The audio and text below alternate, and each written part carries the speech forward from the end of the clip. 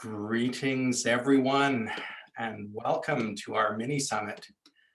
I'm just going to start sharing the slides to give an overview of what we're doing today.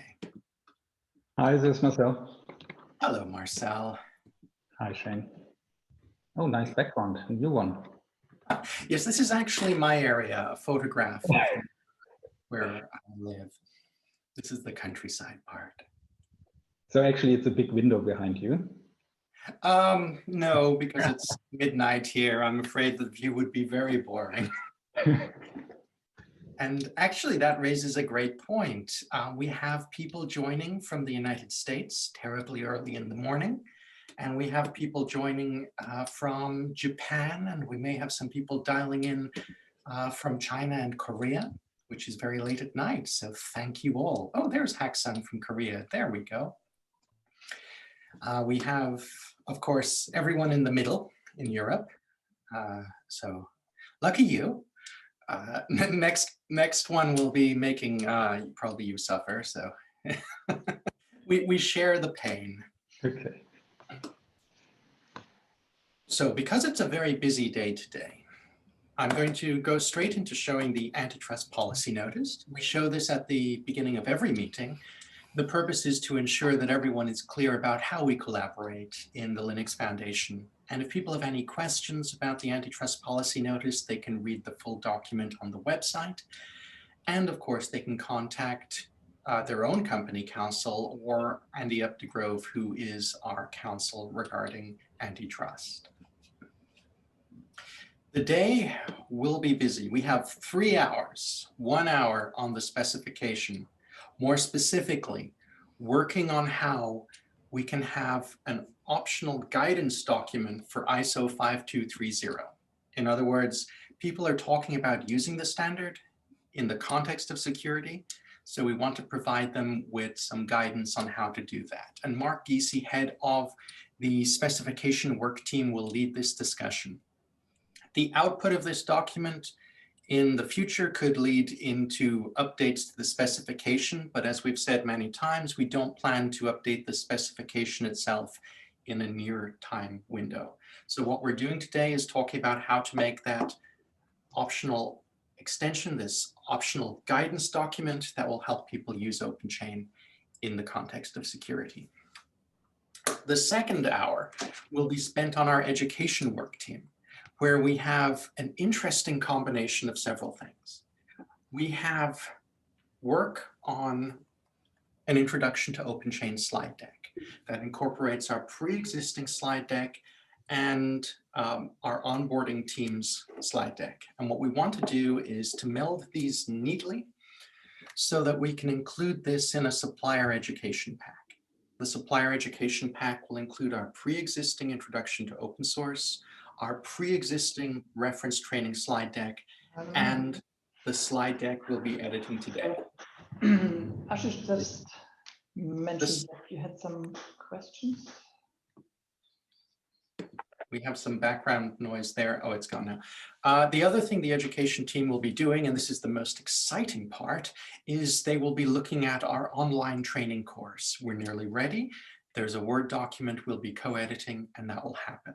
So that's the second hour, essentially a slide deck and a Word document. And third hour is going to bring you an update about open source tooling for open source compliance, all about automation and how that works well. It's going to be a very busy day. And we're going to have, of course, our usual situation. You ask questions anytime you want, you jump in anytime you want. Mark will be leading the discussion about the optional security guidance document. Balakrishna from Education will be leading the discussion on the slide deck and the online training course. And Oliver, who leads the reference tooling group, will be giving the State of the Union and context about automation. And with that, everybody, it's great to have you here. And I'm going to hand over to Mark Giese, who's got the next 55 minutes to talk with you and potentially co-edit this security guidance document. Mark, over to you. Great. Thanks, Shane. Let me go ahead and share my screen. Okay. Can you see my PowerPoint? It's perfect. Yep. Okay. Well, let me prop it up here. Let me get this out of the way. Okay. So as Shane mentioned, we're going to be discussing this idea of a reference guide that can complement the OpenChain spec. And I'll repeat this several times throughout the talk, but I want to emphasize, we're not looking to fundamentally change the spec. It's not going to shift at all in the near future. Over time, as we realize the benefits of this potential option, we might at some point in a more distant future, maybe incorporate it into the spec. And this is a way of kind of piloting our ability to support security. Okay, so the agenda is pretty simple. I'm going to quickly summarize how OpenChain conveys trust today. I'm going to set up a discussion on how to extend that to open source security more specifically. And I actually want to have this serve as a collaborative discussion, because that's how we generally do these things. And then put up a set of like a little outline of topics that we might cover in that guidance document, and then have other people provide their feedback. And then we can conclude by how that layout might exist. Again, this is just the beginning of this initiative. So keep that in mind. I always like to remind everybody I talk to whenever possible that open source is such a huge part of modern day software. OpenChain is about software solutions and the open source that's in it. It's not about open source. It's about building trust around the open source from which all software solutions are built. Okay, whether it's an application, library, container, or an entire device runtime.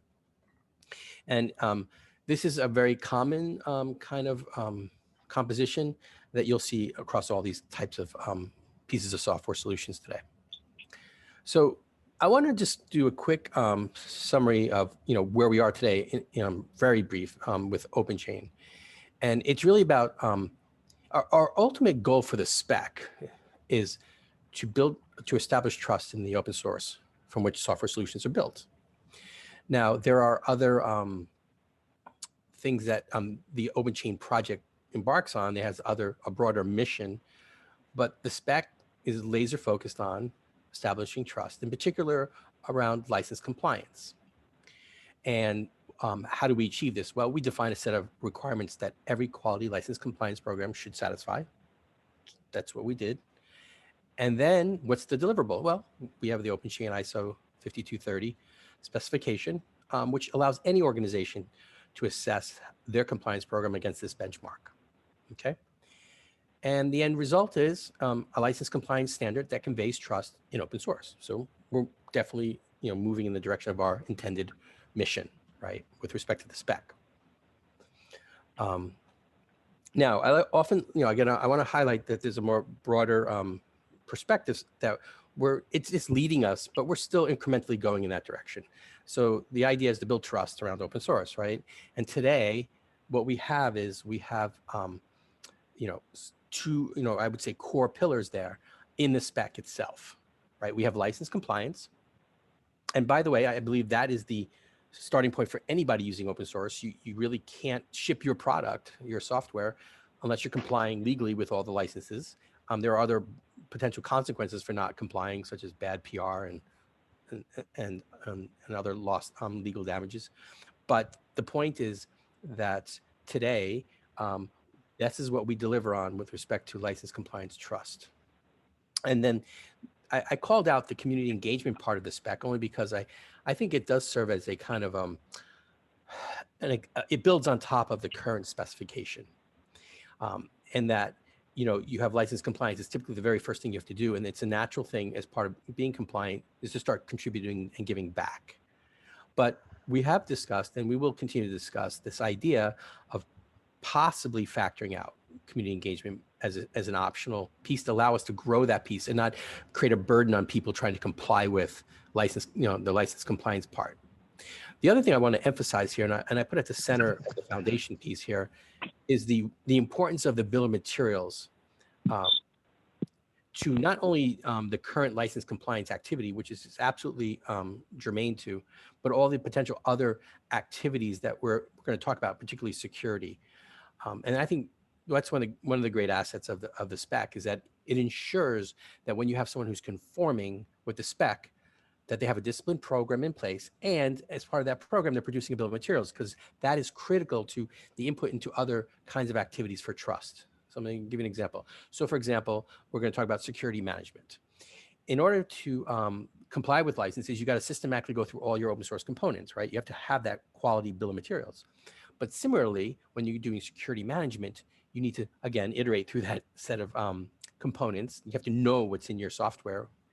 And then you systematically apply the processes and tooling that that particular discipline requires. In case of license compliance, we're all familiar with a lot of the analysis and software composition analysis tools that exist. Security management has also a set of tools, and we'll talk about that. But of course, there are other areas that are growing in importance, particularly malware. We've seen a number of instances in the world. SolarWinds is one of the more recent ones, where that's another possible, and these are just possible areas where the specification or the specification group can help develop guides to building trust around open source. And again, the bill of materials is critical. You have to systematically go through every single component and apply that particular discipline to it, malware control in this case. Export compliance is another important task where, you need to, in different jurisdictions, different countries, there are different rules, but largely there's a certain set of basic guidelines that are around cryptography, managing of cryptography. And again, if you have a whole set of open source in your product, the BOM is going to be critical. You're going to have to systematically iterate through that BOM and apply those export compliance tasks to make sure you're achieving what you want with export compliance. And then finally, this is another area that's kind of more of a niche, but it's particularly important. I know the Linux Foundation is spending a lot of time on functional safety. And that's where you have software that gets certified around anything. I think of it as any software that can potentially kill or maim a human being, right? Such as you're on a aircraft, or you're in a medical devices, or you're dealing with even an elevator, right? There's certain certifications out there, but again, you're going to have open source in there. You're going to grab those from third parties. There's going to be a need to somehow systematically go through and determine whether you're being functionally safe with respect to all those other components. And again, remember, open source is often a lion's share of the software that's within your software solutions. And then, and I think what's, the most important thing to understand here is that we're trying to build trust around the open source with each of these different aspects. Okay. So actually, we already discussed compliance, which is at the core of OpenChain today. Now we want to continue to explore that idea of security, that new pillar. Okay, what hasn't changed is why we exist. Why does the spec exist, or at least the working group? Because again, this is not necessarily going to become part of the spec, but it might become a complementary guide to the spec, at least initially. And it's to establish trust, and this doesn't change, right? Again, within the open source for the solutions we build. How do we achieve this? Well, we would, again, similar to the license compliance, define a set of requirements that every quality compliance program should satisfy. And that's pretty much what we did for the license compliance. And again, what we will deliver, initially, our goal is to deliver an optional reference guide to assess an organization's security management program. Again, it's a benchmark to measure how well they've done. And it's also for the supply chain and different participants to convey how well they're doing with respect to that. And the result is, hopefully it's a security standard that conveys trust in open source. Okay, so it has a very similar, I'm viewing it as a similar kind of problem to solve. Obviously, it's a different topic matter. I can go on to the next slide. what we did in developing the core, our main specification, was we followed these core guiding principles, which I'd like to recommend we do the same when thinking about this new reference guide. Again, we've emphasized it several times, but these are the guiding principles that we used. And the first one is, which has been said several times, is building trust around the use of open source. The other thing that's really important to us is we want to keep things simple. Try not to get too carried away with feature creep or over engineering the thing, right? So we generally like to say we want to avoid boiling the ocean and solving too big of a problem. We want to focus on core pain points that are hitting organizations today. And we try to keep the wording as simple as possible, as readable as possible. And in fact, the current spec today, even though it's only 12 pages, there's a lot of white space in that spec. And I actually think that's a good thing, because we try to convey in the most simplest basic terms what we think a quality license compliance program would do. And we'd like to do the same for the security guide. Thirdly, we typically will always, we typically on the spec team focuses on the what and why, not the how and when, okay? There's lots of how and when activities happening inside the OpenChain project, okay? In fact, a number of the talks today are how and when talks. And those are really important. Those are best practices. Those are how other people do things. When we talk about what and why, we're saying these are high-level requirements that every compliance program must follow, but they're not prescriptive. They don't prescribe or dictate to you a specific way of doing something. Like, for example, we say you should have a policy in place. You should have training in place. There are lots of different ways of crafting a policy document. There are lots of ways of preparing and doing training. Yet we'll have across the OpenChain project lots of activities around building and discussing best practices, webinars, and so forth, and lots of reference materials on how to implement those. Those are different ways of doing that, and others are offering up to you how they did it. But the mission of the spec typically has been not to get too, not to become prescriptive at all, actually. Okay, and then the final guiding principle here is we function as an open development initiative, just like an open source project does. Yet we're trying to develop a standard, and we've actually been able to do that successfully with the current version of the OpenChain specification. And so these are things that we constantly make sure that we adhere to keep us on track to achieve our goal here of ultimately building trust around open source. Okay. Now, I'll pause for a second because I want to now jump into start talking about more detailed items about security. Does anybody have any questions here? Because I'm going to want to instigate a conversation in the next slide for anybody who wants to participate. Okay, so these are some of the core tasks that I've identified talking to a number of security people around dealing with secure software. In particular, in our case, we're going to look at open source.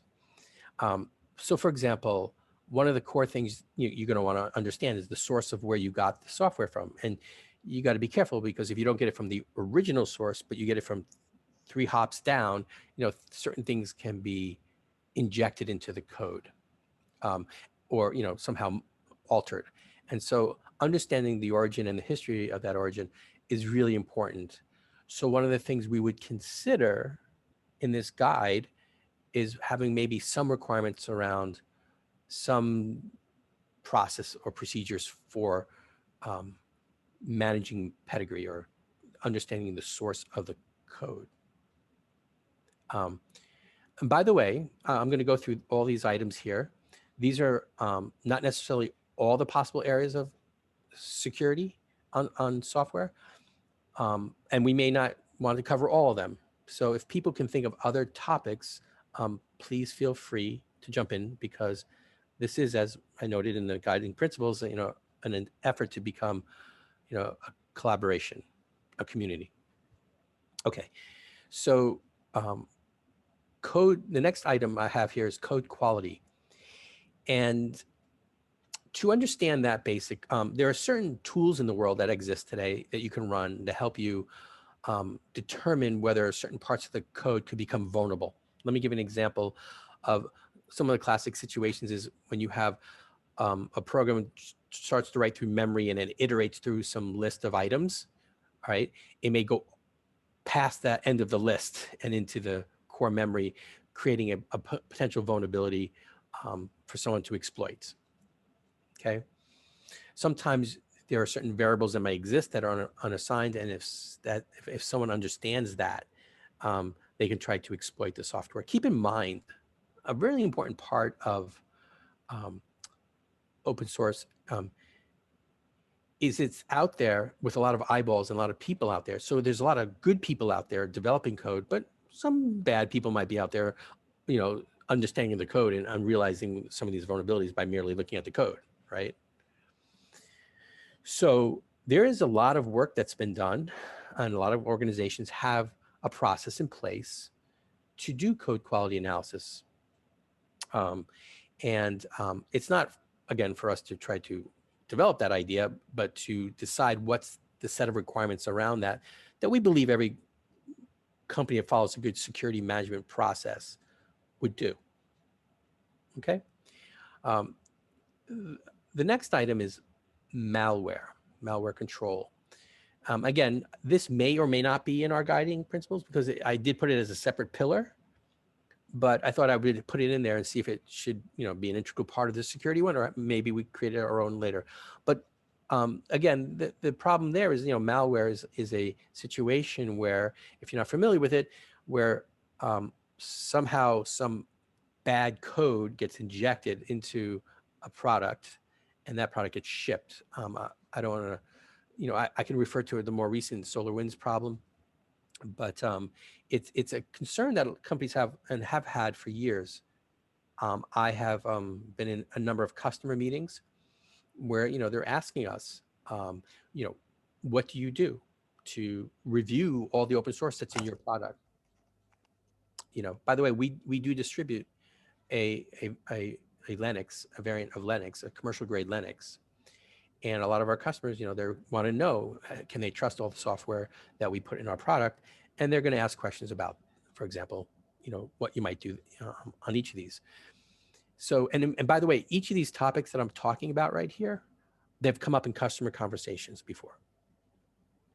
Okay, so with malware, the question is, we know that the great thing about open source is you have this community with lots of eyeballs out there, right, looking at the code. But should a company who wants to give a better sense of trust around open source and malware, should they be doing or ensuring that they follow a certain set of processes in order to make sure they cover that?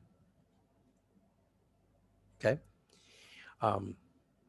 The next topic, by the way, does anybody have any confusion about the topic of malware definition more? Okay. I have some, please. Yes. By the way, questions or comments? Yes. As a comment, I think that maybe we can add additional core task with relation to incident response. In many cases of cyber events today, there is no direct correlation between the real reason for the attack versus the usage of open source. And obviously, a huge percentage of these events are related to open source known vulnerability, or to the fact that hackers are using open source components in order to plant some malicious code inside it. And for me, at least, it's very hard to pinpoint this issue and to find the direct relation, mainly in incident response. Now, this is just a comment for this core, because I think that it makes us busy these days, at least those who are consulting about open source risk and usage. And as far as it's concerned to, let's say, malware or malicious code, when I'm talking to security companies, they're saying there is no relation between malicious code and open source non-vulnerability, and which it's partially right, but the fact that malicious code is find itself the way to the software, find a way to the software many times through this open source, either by dependency. We just recently seen the dependency confusion, or even as some fake contributor to a very popular library. This is something that I think we need to figure out how to identify this malicious software inside a library that has no known vulnerability. Sure. I think you make a very good point, and I do acknowledge that some people may not think it's necessarily belongs in this category of security, right? I think a lot of times when people think of malware, they're thinking of some binary that exists that's very rogue and ends up in your organization and crawls your network or something, or some kind of Trojan horse as such.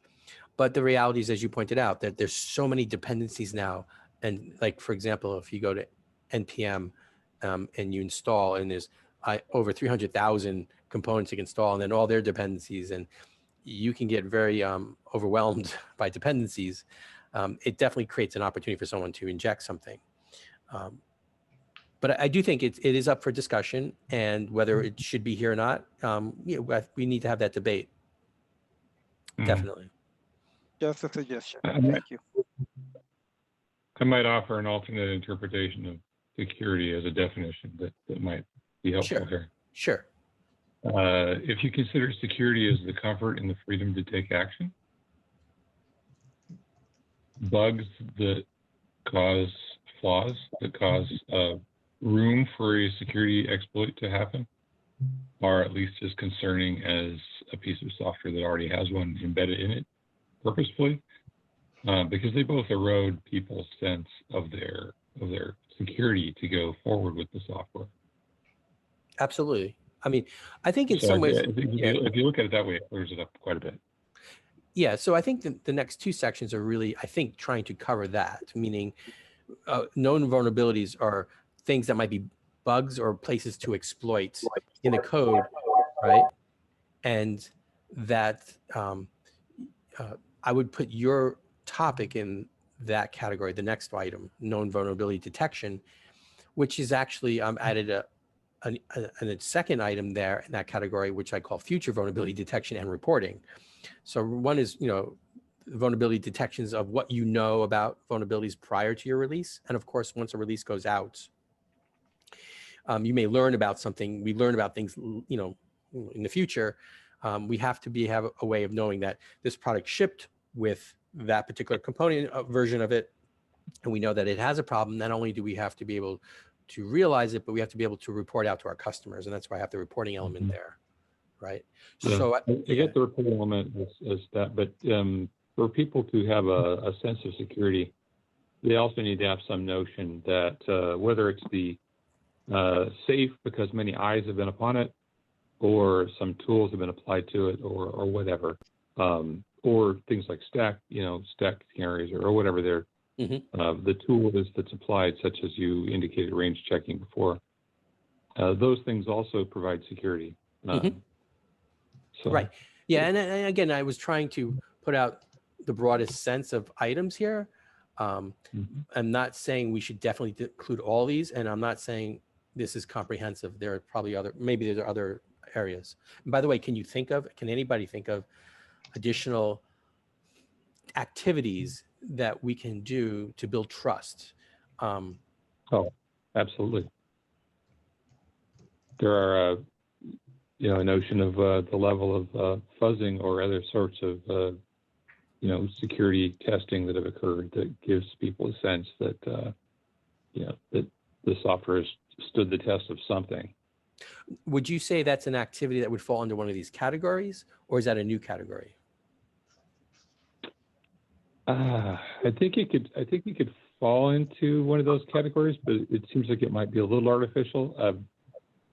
I think the draftsmanship skill on that could fall to someone who's better at figuring how to categorize that. But it's applying tooling to the software to harden it. That's not actually modifying. It's like how many reviewers have reviewed this piece of code considering security issues? What kind of syscaller for Linux is a very good tool for testing your driver, but it's not something you could say, oh, syscaller created an artifact. Well, the artifact was security, but it's not it's intangible. Sure. So maybe that kind of topic might fall into code quality, and I kept code quality pretty vague, right? Sounds like a good bucket. And so I think that our goal is to put a stake in the ground, and this is one stake, and then to move that stake around as we discuss these things. Okay, and I understand that not everybody may, or a lot of people here may not be security, aware or understanding of these topics, but I think it's important to convey or communicate so you understand that there are things we can do to check and verify and produce a set of artifacts. So you were talking about just recently about some numbers that are done, like how many people reviewed something. These are reports you can generate, right? So each of these categories can be can have a set of artifacts, right, that you produce. And I think that's an important part of the output, just like we have compliance artifacts. May I ask one question? I'm not quite sure whether I got it correctly, but you were talking initially about trust in open source software, but security also touches on commercial or integrated commercial off-the-shelf software. So what's your take on that? Do you want to apply all those measures also in regard to integrated commercial off-the-shelf components, or is there then a disadvantage between open source software and commercial off-the-shelf software? Just before I answer, I want to jump. Oh, sorry, Helio.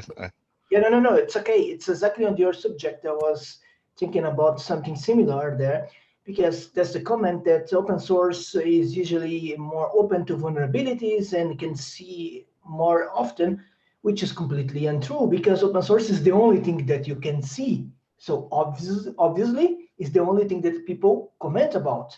All the proprietary and closed software basically are closed. We don't know what's happened behind the doors. So Oliver, question was exactly valid. So what happens that how actually can disclose things that behind the doors in a closed garden? So I think those are great points. I think when you look at license compliance, we can have the same discussion. I think the same principles that we apply to open source compliance, you can apply, and I think a lot of companies do that. They have a compliance program that covers all the third-party IP, commercial, as well as open source, and typically done in the same function. Not always, but and so I think that applies here too. Now, let me step back a little and address that question. I don't know what the real answer is, whether open source is more vulnerable or less vulnerable. I don't know. But what I do know is it's software, right? And our goal is to build more trust around that software. And that's it. We want to build trust. And maybe there's less trust around commercial software because of that problem. Or maybe also the same principles that, again, like license compliance, we apply to open source, they may naturally apply to their third-party commercial vendors. I don't know. But I think I understand the importance of trying to make sure people don't look at open source as more of a villain, right? Because it's more open, it's more vulnerable. That's not necessarily true. I don't necessarily buy that either. But I actually just want to focus on what we can do just to continuously improve trust, because it's software. And because we build our commercial software, right? And that third-party software that gets built is typically including lots of open source anyway, right? And that's the goal, is to build trust in people's software solutions that are built on open source. And what make open source this, a much more acceptable and adoptable thing. Not to say it's not, it's tremendously adoptable today, right? We just want to make sure we continuously support that, right? We want to continuously make it more so. I don't know if I addressed those two topics well enough, but again, I do agree that these can be applied to other third-party commercial, and I don't believe open source is more vulnerable than third-party for sure. Okay. I think there's a small difference. Because if you are obliged, of course, to disclose the bill of materials in regard to open source packages, but I do not see any hard requirement if you integrate commercial off-the-shelf software where you have a license to distribute that you need to disclose for license compliance purposes, except you are obliged to put an Euler into your README.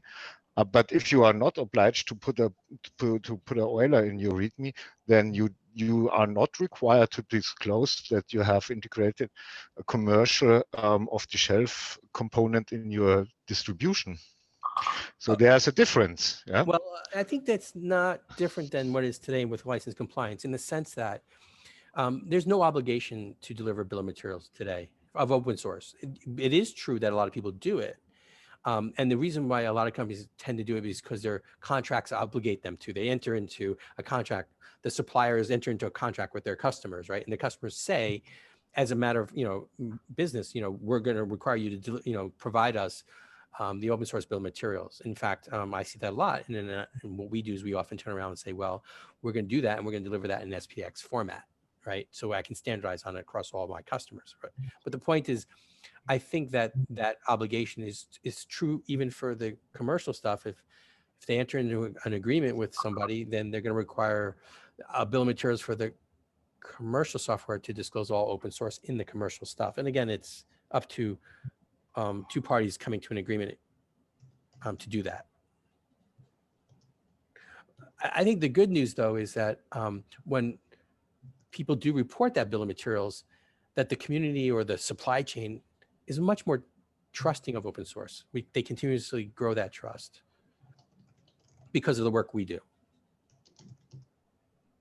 I'll just say, and this is Gary, in terms of the communicating proprietary components in a bill of materials, there's some effort going on in the U.S. Department of Commerce with the NTIA for distributing information, and a lot of that focus is on including proprietary components as well as open source components in the bill of materials. So we've been doing a lot of work in the SPDX community, bringing in a lot of security aspects.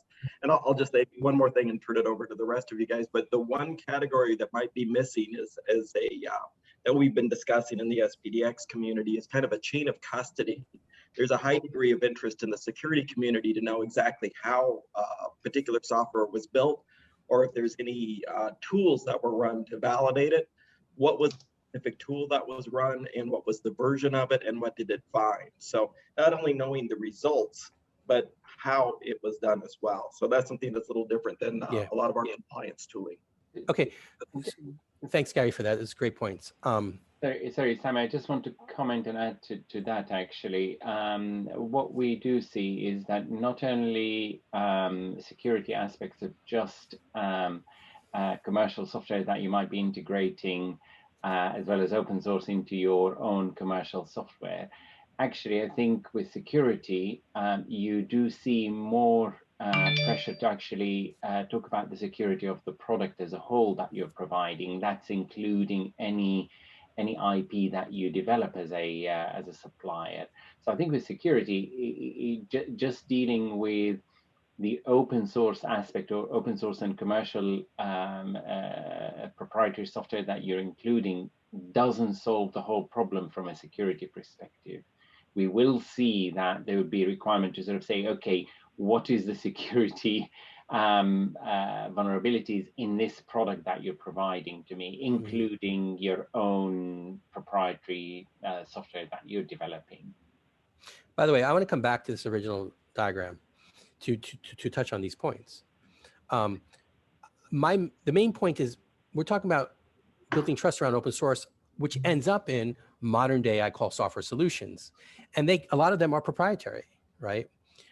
If you buy a TV, right, and you get a TV, there's Linux running inside it, but there's also a lot of proprietary apps built on top of Linux to make the TV work, right? That would be your device runtime. But there's a lot of open source in it. So I think there's always a little confusion. People think we are all about open source for sure, but we're about the open source that you use to build your proprietary solutions, right? So we want to build trust around open source, regardless of what you use it for. And this is I think the mission we're on. I think it's very consistent. And I don't think we're precluding commercial. What we're doing is we're saying for the open source pieces, which happen to be oftentimes the lion's share of your software, you can trust it. We're helping promote the adoption of open source. And again, open source is doing fantastic without us, right? But we're just here to contribute further to its adoption. But again, I want to emphasize that this is about people who build software and want to use open source, and they can trust it. And they may very well be a commercial app. Okay. So Mark, I was just going to say, and you're absolutely right. I mean, at the end of the day, if you see software today, is probably, it's fair to say 80% is probably open source in a typical sort of software product that you might be receiving. So actually, if you are solving 80% or giving sort of increasing the confidence in 80% of what you're doing, that is actually a huge step forward. But you're absolutely right. You need to look at the product in totality and say, what is the security?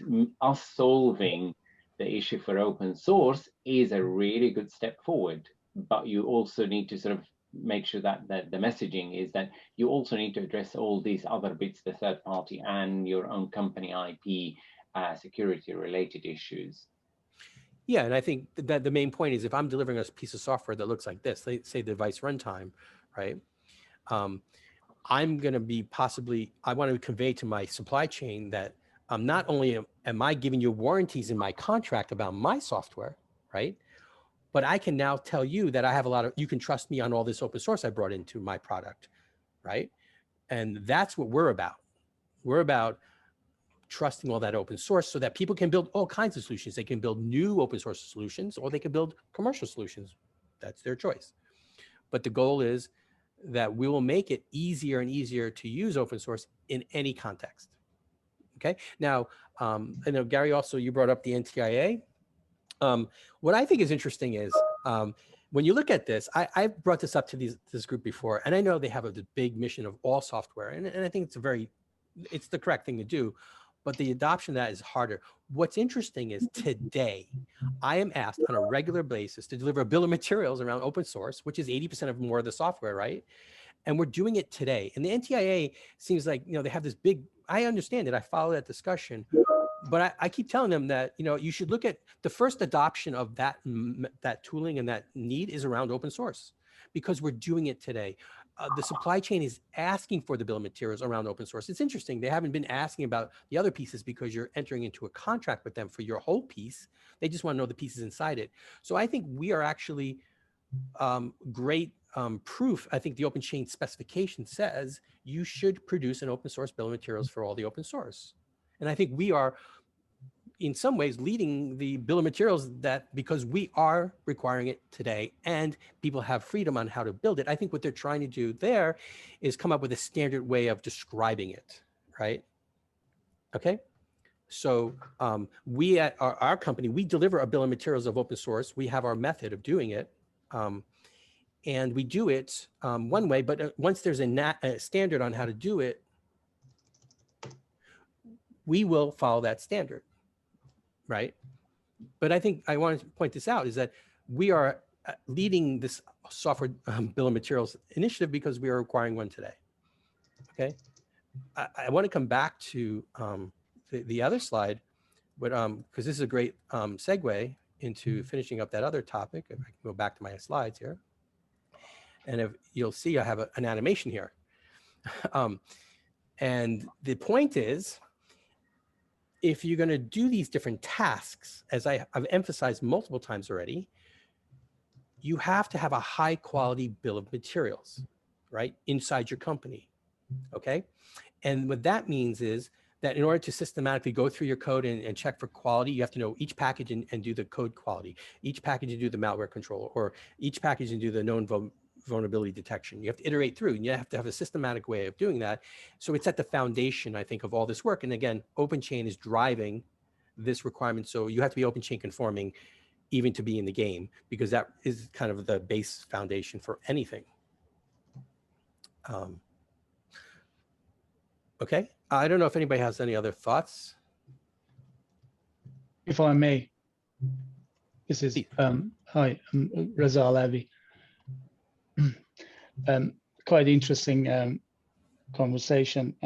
I think one of the things I'm quite happy you raised the issue of having a sufficient bill of materials, because that basically ties into the risk profile of your organization. Because without bill of materials, which should and must be connected to your asset inventory, you don't know what risk your organization is facing and what you need to do in respect to respond to those risks. So, and obviously organizations are different from one organization to the other one when it comes to the culture of risk. So, and you've shown in your, I think the second slide about the use of open source across the ecosystem of an enterprise, whether it's application, infrastructure, container. Mm-hmm. It is really important to understand the detail of bill of material, the detail of your assets, because you need to clarify what sort of critical applications you've got, because you don't want to waste your resources to deal with the risk of items which has no value or less value to your organizations. So you need to concentrate on the critical assets of your organizations. That's my one issue around risk profiling. You have mm-hmm. to provide that risk profile. The second thing about security, there are two things I believe is missing in your list. Mm-hmm. One, it would be a threat assessment and threat modeling, because what you say about malware control is basically threat and threat modeling. And that is really, in my opinion, is really important. You need to understand the nature of threats your organization is facing. So threat assessment is one of the major issues when it comes to security. But from a technical perspective, from a non-technical perspective, I would emphasize on training, because developers, they're not security people. They don't know about anything about security. So is our organization ready to provide the right level of training for our developers to understand security and how to apply security, as you mentioned about you didn't say security software development life cycle. You hinted on that, but in order for I don't want to use the buzzword of shifting security left, but in order to incorporate security in the life cycle of your software, whether it's even if you use a commercial software, which could be, there are lots of open source software inside that piece of open commercial software. So the training is also is really important. And just quickly about the topic about open source, which I mean, some people mentioned about the open source. The perception is open source is not secure, or is not as secure as commercial software, which is in my opinion is absolutely not correct. And I agree with a couple of people who actually emphasize on that, because open source is actually more secure than commercial software. For commercial software, you have to wait for a vendor to come and provide you with remediation and patches and then you run your patch process. In open source, you don't have to wait for anyone, and you can apply the patch management can be done as quickly as possible, as soon as possible. It all depends on how you quickly actually act and put a right investment and resources to address that. And again, this is tied up into the training, because training is really important to provide the right level of training for your developers and for also for the other stakeholders in organization who don't understand open source, such as audit, such as risks, change management, and so on and so forth. So they need to understand open source, because if you talk from an IT governance perspective to IT control people, they may come up with some sort of quite rigid and inflexible control regime for your environment, which doesn't help from your use of open source in your organization. So basically tidying up your developers in a process which they cannot innovate, they cannot provide new services based on innovation. Thank you. Okay, great. Thank you for those points. Mark, Go ahead. may I just want to support Reza's comment and to add another perspective. You know, I as a trainer, when I work with software developers on securing their lifecycle development, we're using the statement of zero trust. You know, and it's a bit of contradiction with the trust of open source, because from security perspective, you need to focus on zero trust and validate everything that you put into your software. So from one end, we were building some trust on open source and to use it as is, but from the other end, we still need to figure out that all the security concept in the software development is zero trust. So they need to be able to validate somehow that the entire code of open source, including direct use and dependencies, has no known vulnerabilities in order to validate it before they're using it.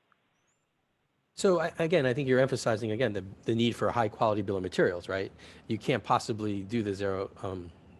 Yeah, but tolerance. the concept is zero trust for Right. software development. That's fine. I think that takes it to a higher level than we're probably trying to achieve. And not to say I think there are certain spaces you got to go there because that's the way they do. You know, that's the way it is.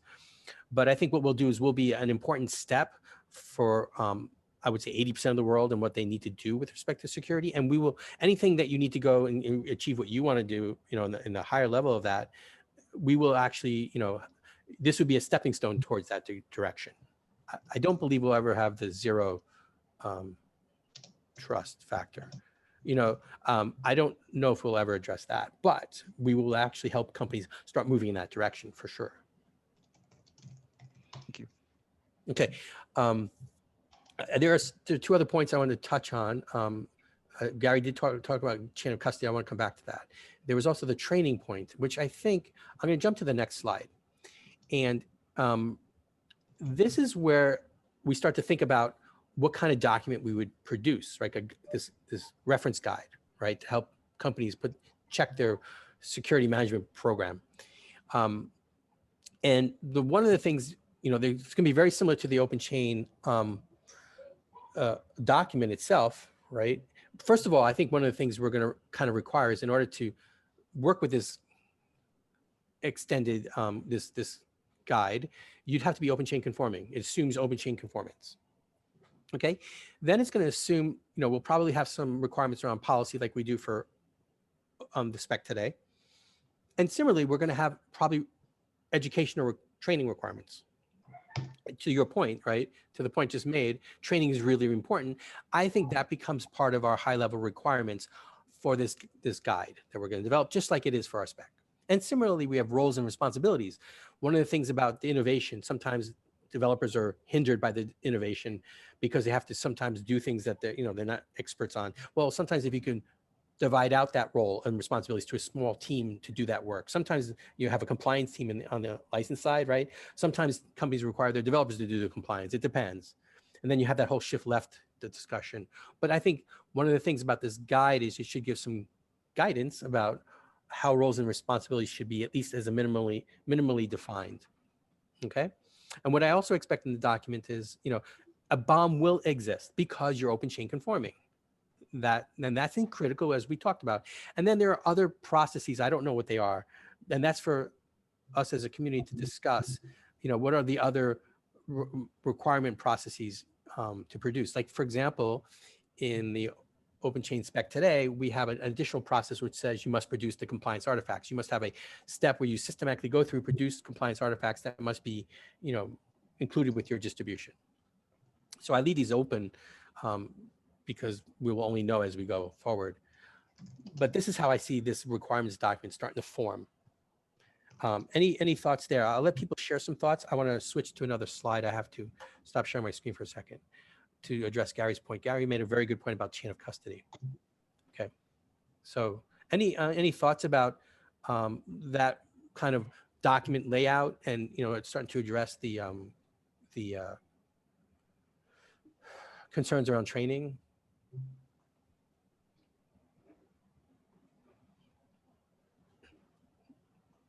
Or any other additional thoughts in general?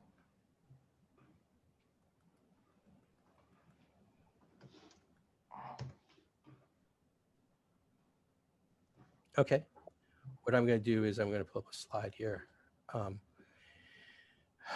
hope I can find it.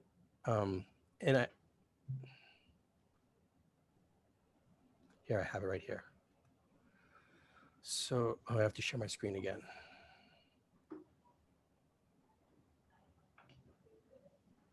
Can you see my screen? Can you see the screen?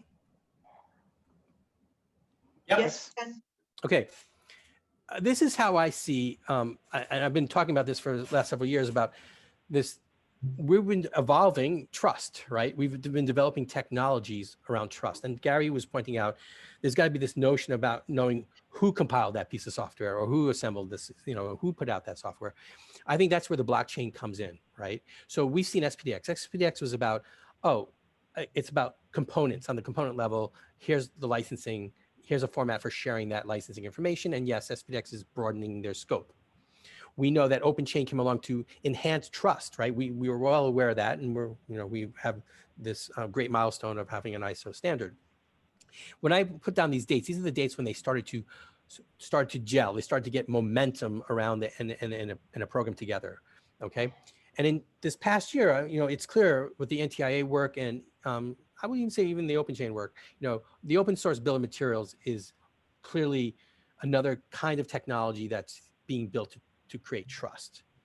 And I do believe, and by the way, I started participating in an initiative we started at the Linux Foundation under the Hyperledger project to build a blockchain, to build that chain of custody, only to realize it's still early. People absolutely will need it. I totally agree with Gary. Or whether it's the blockchain is a solution to that or an alternative way of doing that. But that's what blockchains are great for, right? Chain of custody within your supply chain. And I do think that you can put onto that blockchain, whether a piece of software is OpenChain certified or conforming, right? It was produced under an OpenChain conforming program. So this is a little bit more of I guess, a history of where things have gone and where we could go. So I do think that's really critical, but I found that going too early is actually challenging. So we've throttled back on the blockchain initiative, but I think that's something that even this project, the OpenChain project, can pick up over time. Okay, any other, I mean, I can go back to the other slide, or I think that's pretty much, I'm almost out of time anyway. So I'm out of time. So with that, I'm gonna turn it back to Shane. All righty, everyone. Soon we're going to hand over to Balakrishna to do the education part of the things. We have 1 hour on this side, and in the chat right now, you will see the links that are important. We're going to have 30 minutes on the online training course document, and basically it's to look at the comments and see if there's tweaks to the text. Once we finish this 30-minute review, the document is pretty much done and it will soon go to LF training. Anything not resolved will be pushed to version 2. Then we have 30 minutes on the supplier slide deck. We have a general OpenChain slide deck, link in chat, and we have an onboarding slide deck to merge. So the questions will be how to merge them most efficiently. I finished there with the note that I will be drifting off soon because it is very late at night here, and Jenny will be taking the place as the host as we go through into the dark parts of the night in Japan. So thank you, everyone. And handing over here to Balakrishna, the chair of the education department. Thank you, Shane. Hi, everyone. I'm Balakrishna. And yeah, as Shane said, I'll be, giving a brief information about what's happening in education. Most of you would already be following the discussions which have been happening since last 2 months. And if at all you have missed any information of the past meetings, of course, you can find it in our meeting minutes in YouTube, which are hosted by Shane on YouTube. Right. So let me quickly share my screen.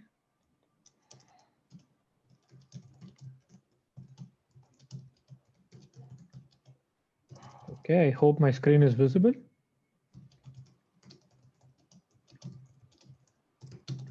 Yes. Yeah, thank you. So this is the training Word document which Shane has been addressing during the beginning of this meeting. And this is the training document on which the editing will also be happening today as we go through this meeting. And as you can see, if you remember, we had the OpenChain reference curriculum PPT and PDF available on the GitHub. And we have converted the same PPT into Word document. Just giving out this information to whoever is new to this document here, who have not been able to attend the past meetings. So we have converted that entire PPT into Word document here. It's been quite some time. The link has been shared to the OpenChain main group and education group as well. All the participants would have the link to access this. Again, I think Shane has shared this in the chat here. Otherwise, I can share it. How do I do that? It is shared in the chat. It is the first document linked in the chat. Yeah, thank you, Shane. So yeah, so everyone will be able to view this. Shane has made it available for the public. So anyone who has the link will be able to access the link, and you can share your valuable comments, which will help us organize the document and edit it however necessary. Right, and we also have a lot of comments already from many of our volunteers where the document has been split into different levels. Of course, it's yet to be touched upon all the 8 chapters. We have 8 chapters in this. So far, the editing and comments have reached up to chapter number 4. As you can see here, please do let me know if I'm going through fast.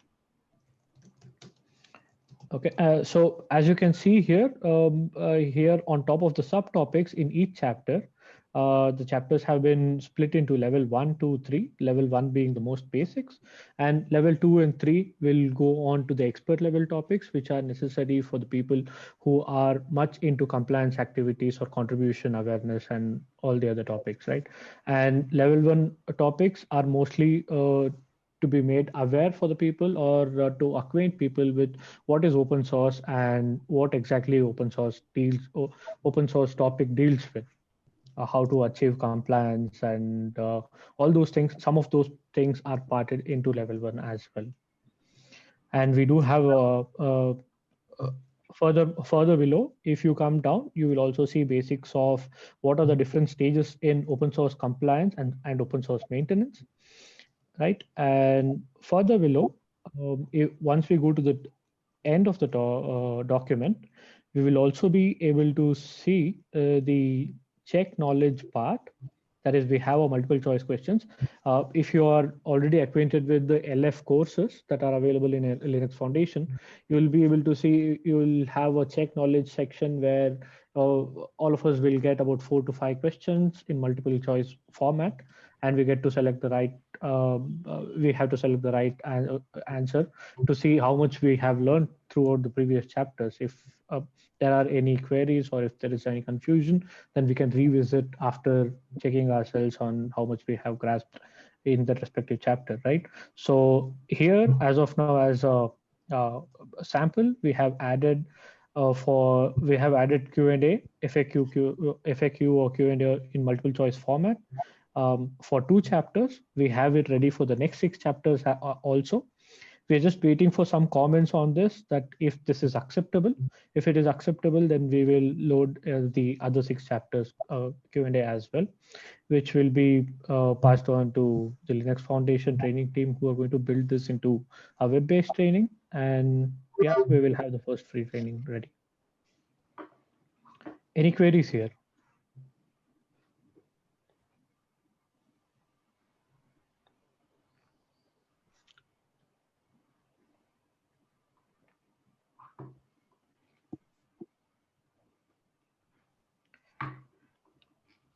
Okay, so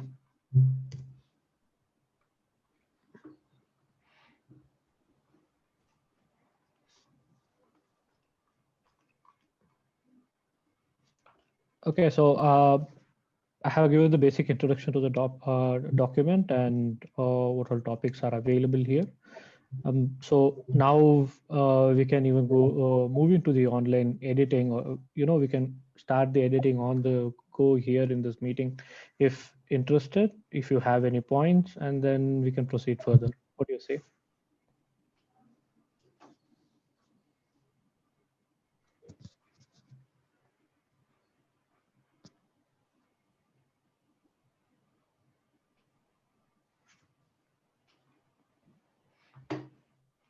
Hello? We can still hear you. You've reached really quiet. Thank you. Yeah, I was just worried in between if I lost the audio.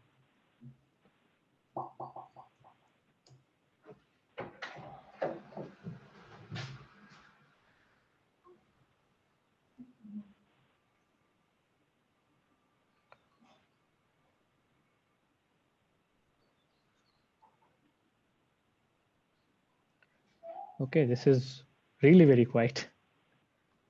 So does everyone agree with the document as, can we take this as a level 1 applicable document which can be shared with the training development team if you have already gone through? Can we get a raise of hands, at least how many people have gone through this document, and if it seems fine? This is Nathan. Yeah. I've been through it a number of times, and it's evolved from something pretty old. So thank you very much. It's pretty good shape. Thank you very much. Yes, Arun. Yeah, but I mean, even I have gone through it a few times, and it seems like I think for a level 1, I think this is pretty comprehensive. I think it's in good shape to go ahead. Thank you. And yeah, so any queries here in within this document, if you would want to get a more briefer understanding on what, if we have to mention what are the different levels, if we have to have any sort of appendix which explains what each level is and who it is addressed for. Do you think any such thing should be added during the first phase of the training or in the second phase of training? I think in the first phase it would be difficult, but in the second phase, of course, we can add it, right? Add it if you have any such requirements. Yeah, in the second phase, I feel we can add the Bloom levels, which are nothing but the learning levels, if that is possible. Yeah, I think that should be possible. Yeah. I think with the levels, or if we're going to define the levels, I think this should be a recommendation rather than sort of this is what we would expect. Because again, I think we discussed this before. Different organizations operate differently, and some organizations want the sort of a minimum level 2, for example, across the board. So I think that is really critical to avoid sort of dictating which groups be in each level. Yes, Hammy, you're right. So what we meant here by addressing that which level is for which audience is, meaning in appendix we would mention level 1 is to the level 1 may address until the basic understanding of what open source is, and what are the basic scope of compliance activities, and what is the context of level 2, and what are the final goals of level 3. That can be mentioned in the appendix, but not exactly limit people on who should take level 1, 2, 3. Exactly. Yeah, I mean, what I ultimately intend to do when I've got time is to, sorry, it's Andrew Katz here, is to go to tab 5 on the open source policy spreadsheet, and then against each of the job descriptions that we've got down there, I can give a sample of what I think it's appropriate, whether it's a level 2 level of understanding that is required on a particular topic, or a level 1 or a level 3. So that sort of indicates that obviously different people in different roles will be looking at different levels of understanding, and then individual organizations can tailor that to their own organization. That would be great, Andrew, if you could share it with the team, and everyone can have a look into it, and it can be added in the relevant section of the training address or the training link. Yeah, absolutely. Yeah, will do. Thank you very much. I'm only getting now up to speed with the document. Sorry, out there. I'm missing, well, two things. I just did a search if SPDX is mentioned anywhere in this document, and it's not at all. Yes, Thomas. So as I already mentioned, the training document only contains the text or the data that was present in the OpenChain reference curriculum PPT that was there earlier. So if the SPDX was not mentioned there in the PPT before, then it's not mentioned here. And also, of course, SPDX was mentioned there in the tooling reference section, I think in chapter 9. But if you see here in this training document, we have not covered the tooling part and the further tooling reference chain part, because those things usually does not apply universally to all the participants. And here in the reference training, the web-based training, which we are planning to avail freely on edX platform, I don't think many of the participants would have an opportunity to get access to all the toolings that are discussed within this training, and it would be difficult to make this training very universal. No. So I'm not talking about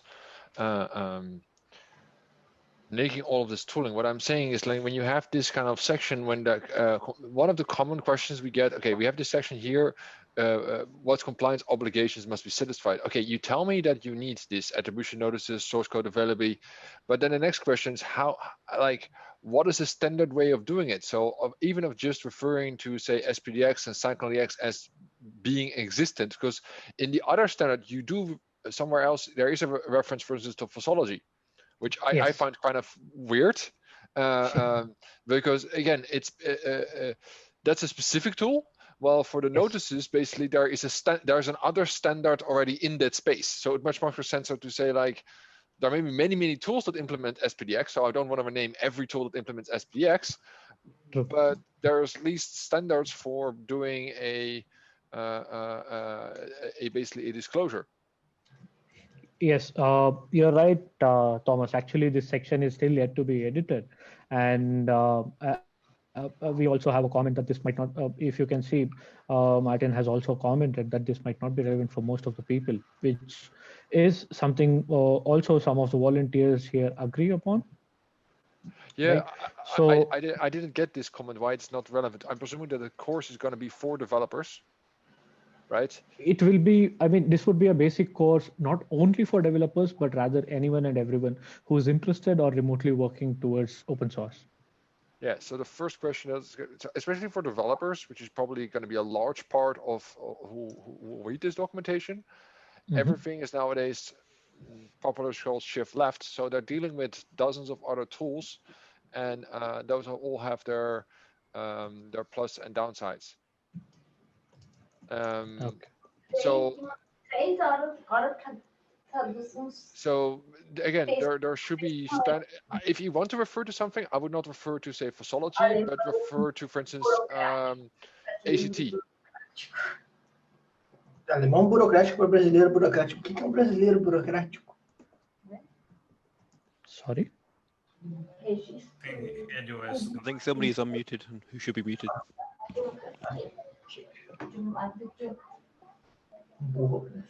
So I said SPDX should not be here. SPDX should be in the notices section. So as basically say a common example, there's some notice sections further up. That's where SPDX and CycloneDX should be mentioned, because those are the standards for basically for data exchange recording the open source. And here basically I agree that the tool should here be removed, but basically this can be removed a reference to either ACT or the OpenChain reference group where we list a lot of the tools instead of listing a specific tools, you just refer to them like there's another group that looks in this, go look over here. Yeah, sure, Thomas. We can look into this. It would be really great if you can drop a comment in the section you're referring to, where this SPDX reference has to be, attached. Let me see if I can make edits on this.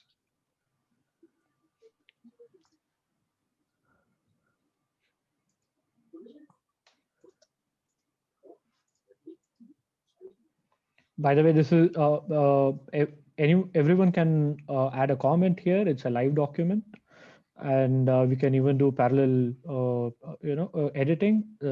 Since the track changes are enabled, we will be able to review the track changes before adding them onto the final document.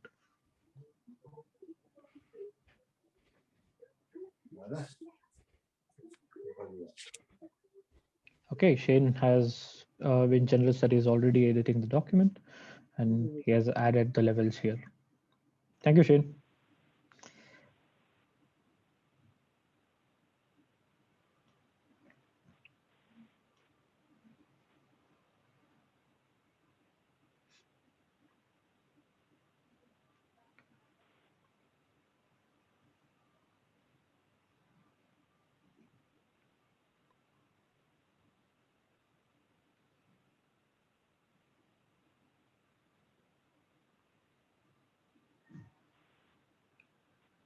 Okay, and so I would request everyone to kindly go through the document and drop your review points. Is Shane still there? Okay, yeah. So our earlier idea was we would be sharing this document with the Linux Foundation team before end of this month. That is probably, before end of this month is also too late, for probably by third week of this month. By then we should sort out all the comments that are present in the document, at least the maximum comments that can be implemented on this document before the delivery. If I'm right, Shane, please do let me know if I'm jumbling up on the timeline of when we have to deliver this to the Linux Foundation team.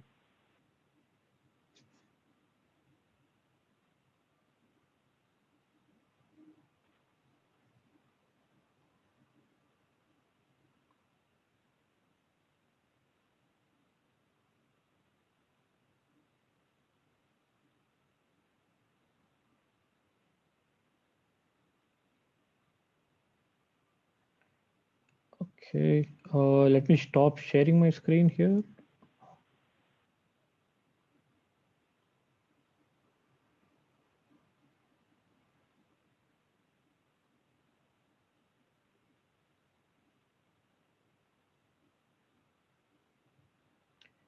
Krishna, I have one comment.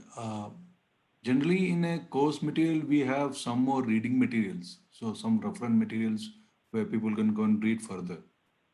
Yes. So yeah, as of now here, we do not have any other external links to the training material. But of course, this training document, it will be this web-based training. It would be a basic training which everyone can access free of cost. And after this, if if people are interested in further more in detail training or in detail topics to read upon, in the end of the training, we would be, recommending or suggesting people to refer Linux Foundation courses starting from LF 191 to LF 202 till LF 210.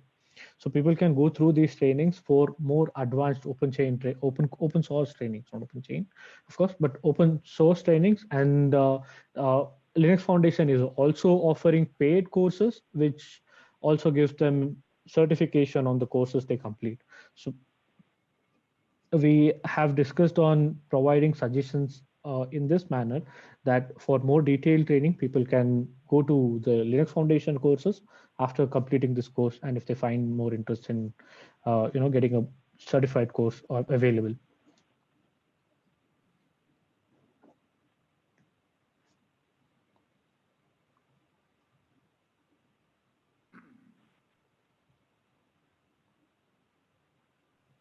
Does that answer my question, Biju?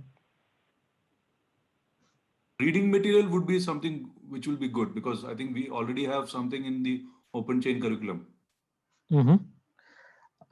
Okay, so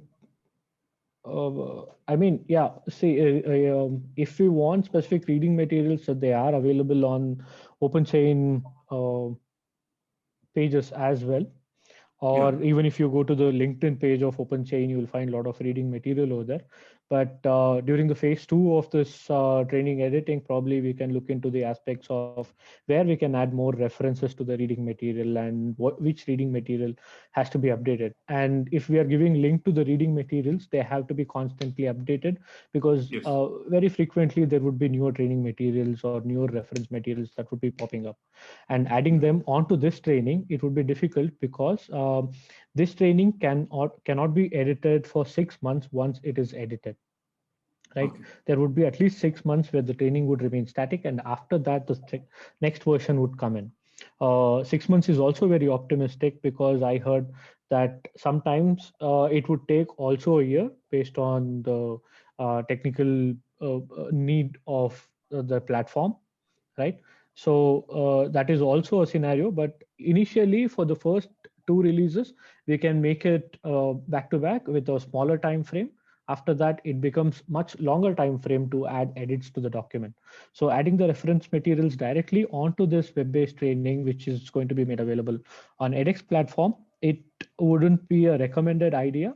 Rather, we can have a final section or a notice in the final ending of the training saying that for frequent updates on more open source references, you can probably follow OpenChain pages or OpenChain group channels. Like we can mention something like that. Yeah. Thank you. Thank you.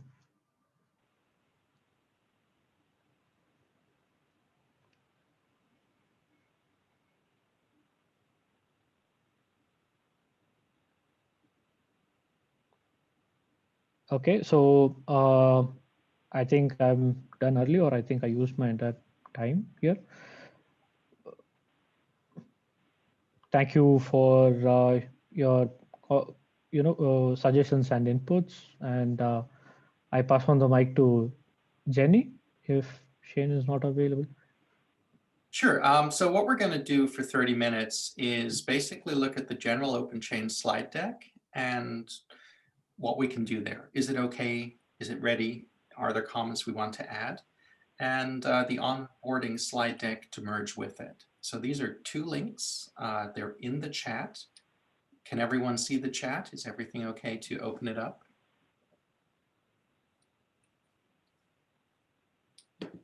Yes, Shane. Excellent. It's okay to open.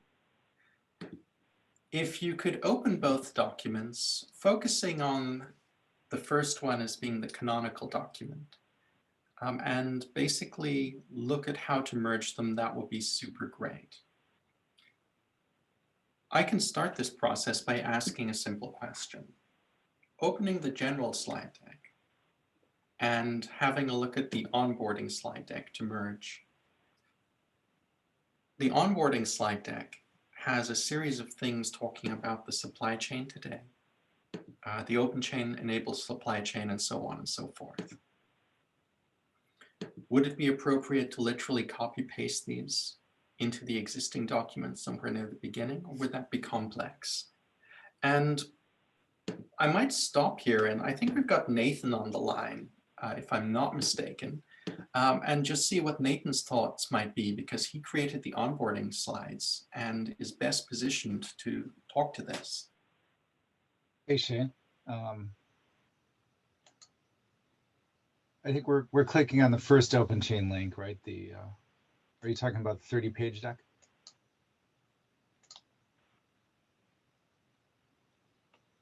Shane, let's see. Nathan, I think it's the third link for the onboarding one. Oh, the onboarding slide deck to merge. Yeah. Okay. And yes, there's a 30-page one and an 11-page one. Okay. Well, I can speak on the 11-page one. The idea is to give people a quick overview. You know, oftentimes we need kind of the elevator pitch, and that one can be a little complicated if people don't know what, you know, open source is, or why it's important, why you need this process around it. So in 11 pages or 11 slides, we're trying to at least get the high level points of, you know, what OpenChain is, what the problem we're trying to solve, and, you know, a handoff to here's how you get started. The idea being is it's got all the points in there so that you can walk someone through this issue in kind of a short presentation. So one thing here is, should we keep the two decks is a question. So the first deck, as Nathan pointed out, is 11 pages. It's nice and tidy. And in fact, if we go to the core material, it's only, well, it's just 9 pages. And the second deck is longer, and it runs through the whole spiel. The second deck is the most common OpenChain deck that we've used. It basically runs through our mission, the big picture, how it generally works, supply chain, our standard process, and so on and so forth. It goes through the whole thing. I think, Shane, that the first one helps you talk through what open source is. If you want to substantively talk someone through what are open source risks, here's what we're trying to do. I think that one helps you on that. The second one seems to provide a good overview of kind of the breadth of what OpenChain is. Now we're a big community, and so here's the different parts of it, and here's what people are working on. So I think that, you know, the second one can continue to be a living document as we continue to evolve. But I think that's maybe one way to look at it. That's a pretty good point. And, you know, we're looking at the end product is that we have this material, our education slide deck, and there's a pre-existing document, the supplier education document, which basically starts open source from zero. So it's an open source orientation leaflet. There's the training slides, and then there's the OpenChain slide deck that says why OpenChain is important. And I guess the question is, do we have the two separate decks with the 9-slide deck or a variant thereof being the super fast overview, and then the 20-something slides, 30-slide deck being the deeper dive? Would that work, or do people prefer one deck? And I guess, Shane, I'll just finish my, I think, thanks for like drilling into that a little bit more. I think like the second one does have more information that I guess I would expect to see on the website in more depth. You know, to have a kind of a living place to tell you what our community is at. It seems like the website's the best site for that. In the 30-pager, am I looking at the right one? The 30-pager is the second one you're talking about? That's correct. The 30-pager is basically the OpenChain deck that we want to enable people to see when we do an overview presentation, to use for their own overview presentation, and so on and so forth. So, for instance, it has speaker notes as we go through it, and all of that. Yeah, I think it's a good, it seems to be paging through it, it's the better of the walkthrough of who we are, where the different parts of the, you know, the project are at, rather than,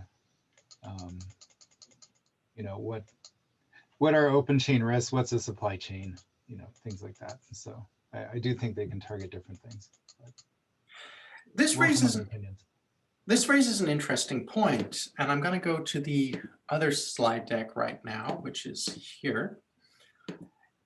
This introduction to OpenChain is mostly setting the context, supply chain, the OpenChain enabled supply chain, path to conformance and requirements. So maybe we could use this as the bite-sized item, and then the other as the more detailed item in the supplier pack, which I guess would follow what we've pretty much done in the past.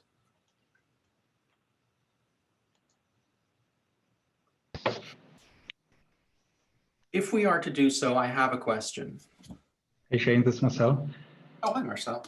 So when I look at both of the slide decks, I'm just thinking if we really need both, because there's some kind of duplication, and also, I don't know, I think it's more complicated to manage two slide decks and to open two slide decks just to get first some basic information and then some more details. I would be in favor to somehow put them together, start in the big slide deck with some introduction of the project and then go into the details. I think it would be easier to handle on both sides, on our side and also on the for the people who are interested and want to get some information. It's easier to have it all in one slide deck. That's my perception. Here's an idea. If we have the slide deck essentially having part one, which is the onboarding slides, maybe with a few adjustments, and then just part two, the deeper dive. So, you know, overview and then deep dive, and it could be one deck, and people can choose how far they go. Would that work? Maybe, I think, Shane, the challenge for the 30-page deck especially is keeping the kind of community related stuff current. Yeah. I think the 9-page one, you know, to me, all we have to kind of keep updated is like when we do version changes, things like that. You know, or add maybe a major element to the community, we can put it in there. But yeah, you know, there's a fair amount in the larger deck about service providers, law firms, people who are involved. You know, I'm not sure we're really introducing our like work teams. Well, here, yeah, we have our work groups listed in here. But, you know, I wonder if, you know, maybe generalizing that a little more, you know, may help. You know, do you see a lot of value in like naming everyone, you know, in our slide deck, or should we kind of leave that in our website, given that that's the one most prevalent to change? I don't know. I mean, I'm not sure that if we have the document updated occasionally, that it would have a negative impact on the community. Yeah.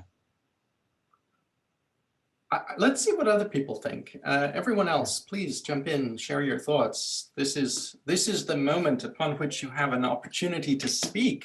And after this moment, it is done. And everyone's silent. So I added, you know, a couple of comments to the chat box, and one of those was that exactly what Shane you said, like, you know, maybe one deck with two sections.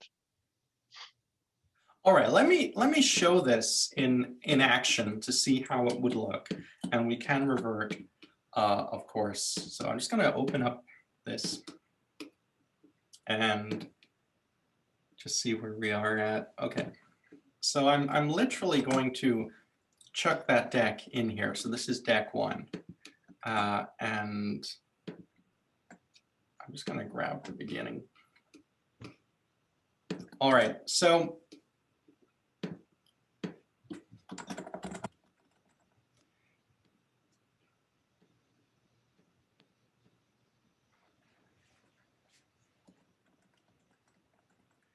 Okay, so this document, and I'm going to put this into the chat so you've all got it. This document is a representative example of what could happen if we put everything together. Carlo Piana said that we're too shy to talk. Okay. Okay, Carlo, fine. I don't believe you. Okay, but I've just put the link in there. It'll open up on Microsoft Online, or you can open it in your local client. And this is an example of how it could work if we merge the two documents. So this would mean that the first part is literally the onboarding slide deck that captures everything in a short, concise way. And then the deeper dive is our pre-existing walkthrough of the whole deal. Shane, it seems like slides 2 through 6 of the original 30. Yeah. Those are probably the ones that most overlap. Maybe I would hide those. Now that you've added the... Can you hide them? And that'll be cool. Or is editing a problem on your side? I can try to. Let's see here. You know what? I'm not sure I have. Sorry, go ahead, Jane. I'm just sure not what number they are right now, because we're in the expansion. Okay. So starting with, yeah, that's the original deck. So I would say maybe that one and the next 4 or so. But particularly this slide number 11, don't we want to move it up because this shows the vision and the mission, which would be a great starting point? Yeah, good point. So we can move that up to the very start or thereabouts. And going back down here, you think we should probably put a couple of these slides to bed? Yeah, or work their content into the, first 9. Mm-hmm.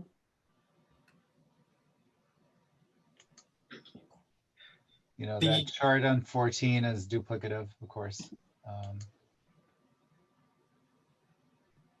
Number 15, I could see us moving up. I'll pull 15 up and just put it here, which is showing, our overview slide of everything and then the result. Yeah, that sounds good. And then slide 16 is... We don't need that anymore, do we? Yeah, I mean, at some point maybe we want to talk about our project history, but that's... Yeah.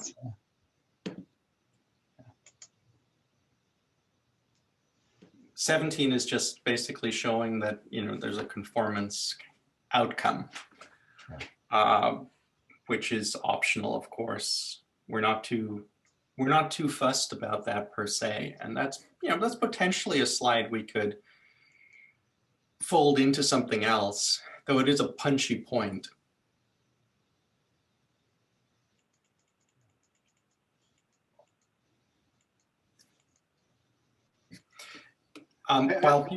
Sorry, go ahead. I was just thinking like from 17 on,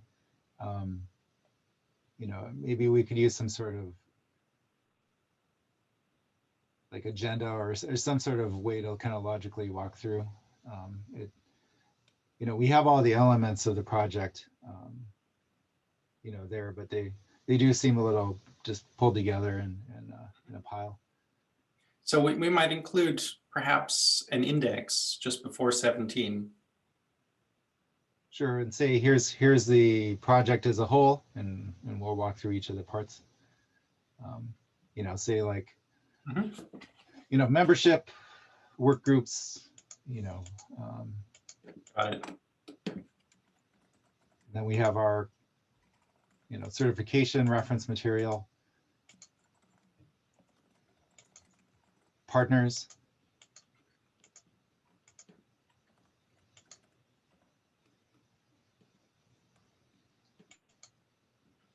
After that, there's another wordy overview, recapping self-certification, independent assessment, third-party certification, and the project. We might be able to cut down on some of that. I mean, this slide 38 is basically a recap of what we just did in prior slides. Vision and mission and so on.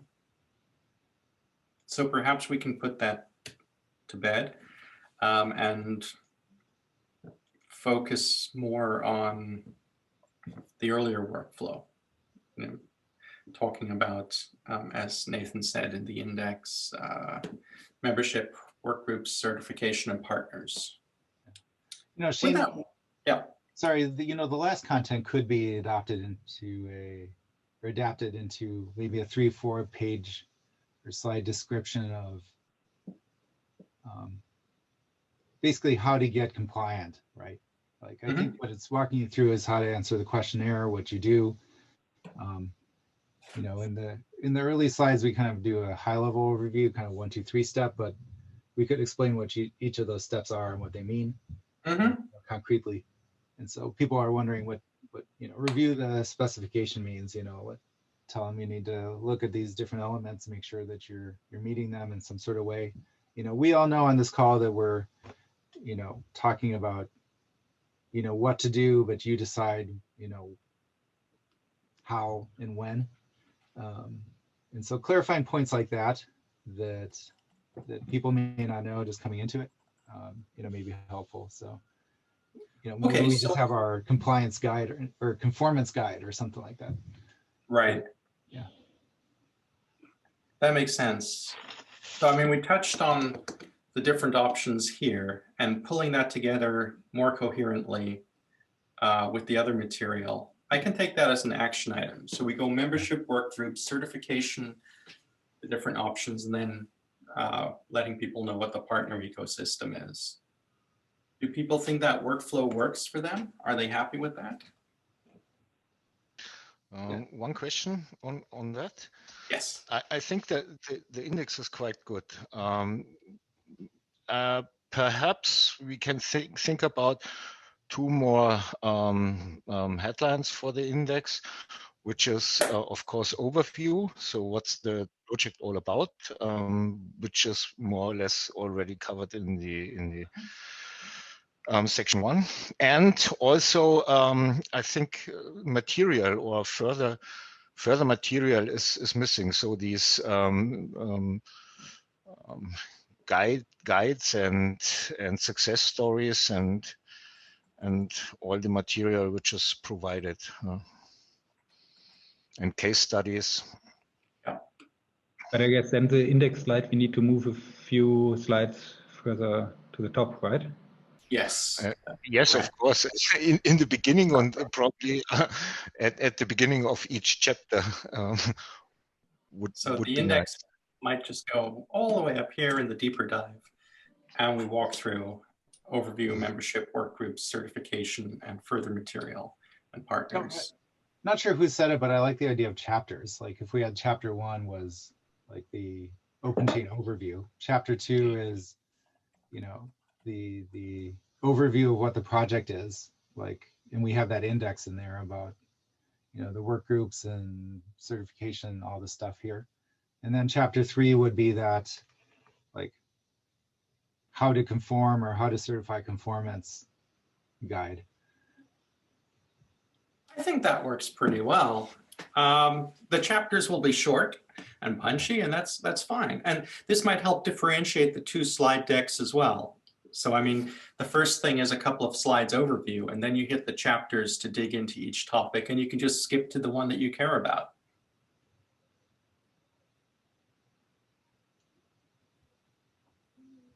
Are there any further input on those items, or shall I just take it as an action item to essentially copy paste the slides around into that order for us?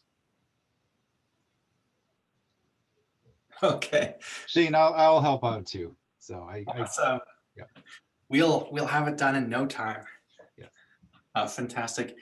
Well, you know, we've actually come ahead of schedule on this, and you know, I think it's largely due to the fact that, for example, Nathan's led the overview slides for a long time. He's got them refined.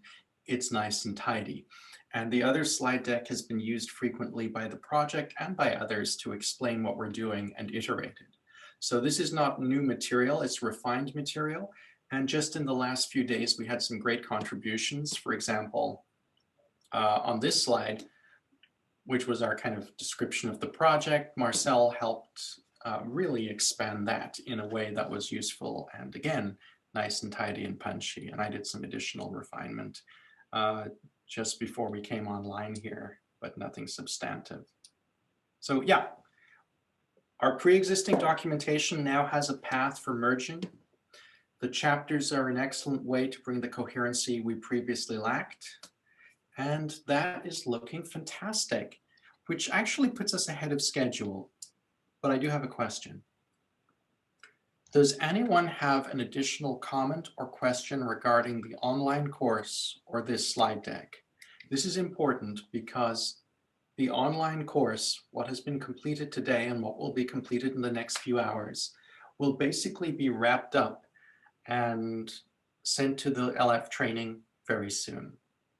So if you have comments around it, it's a good time to raise them now to ensure that version 1 incorporates them. If you don't have comments right now or you want to do something bigger, no problem. The online training will be a rolling program. We will continually update it. This is just about getting version 1 out, and I'd love to get version 1 out by the end of March. Second point, these slide decks we've been messing with will end up being the slide deck alongside the open source education leaflet, which just generally talks about open source, and our reference training deck, which will be going into a supplier education pack. 3 documents designed for any customer company to send 1 email to their suppliers and the suppliers to get up to speed. Okay. So whether it's the education document or this slide deck, what you do here will be A, going onto edX in front of 35 million people, or B, going through the supply chain in the education pack. Pausing there, any comments, questions, concerns, or just general applause? Shane, just a question about the training material. This is Jari, sorry. Maybe I put my video on even so we can see. Because, you know, we talked that, okay, it will be iterative thing, but, you know, it's important to get some feedback. So do you know if there's some kind of mechanism to get this feedback about the training, or how does it work then to, you know, make it better in the future? Yeah. When the training material is put together by LF Training, they should be giving us back that material and we'll put it on GitHub. So it should be document and image assets. And yeah, we will have that on GitHub and we can track issues from there on in. This first thing with the documents, with the online document is just our first edit through. So yeah, LF Training will refine it, they'll prepare it, and they'll give us back the assets, which will be hosted on GitHub and actively taking comments through issues for full tracking and iteration in the future. And okay, perfect. From that point onwards, we can make the changes ourselves directly rather than rely on LF Training, or do we have to go back to them? So if, for example, if there are issues or we need to make some modifications, do we then have to go back to them again? Yes, we will have to send them the note on the update, but in practice, once they've prepared the course once, it should be a really smooth thing. We'll have the assets and we can tweak the assets and just tell them, and they'll just re-upload through the LF account on edX. So it should be very streamlined and very quick if we need to adjust. Okay, great. Thank you. You're very welcome. And of course, this material will be public domain on our GitHub. So, you know, it will be available for people to take, remix, and do whatever they want. Great. In case anyone is wondering why we're dealing with the Word document at the moment instead of having it on GitHub, it's because LF Training asked us to put everything into a Word document to get the ball rolling, and then they'll deal with picking it apart for the format for edX. I will refrain from any comments on that. So that's it. Education is wrapping up 10 minutes early, and the next part of the mini summit is super important and super interesting. All across our ecosystem, we have been talking about automation, and we have an incredibly active reference tooling work group hosted by Oliver and many other contributors from OpenChain. We're going to have a bit of a State of the Union from Oliver to help us understand where we're at with the reference tooling group and what that means today. Now, I don't want to jump ahead here, but I just want to set context that there's tremendous interest throughout our ecosystem in automation. And there's tremendous interest in things like what open source tooling is available for open source compliance automation. And the reference tooling group has been meeting bi-weekly discussing this kind of stuff. If you're not familiar with it, Oliver is going to provide the context of what they've been up to and some of what they're going to do next. So Oliver, the floor is yours.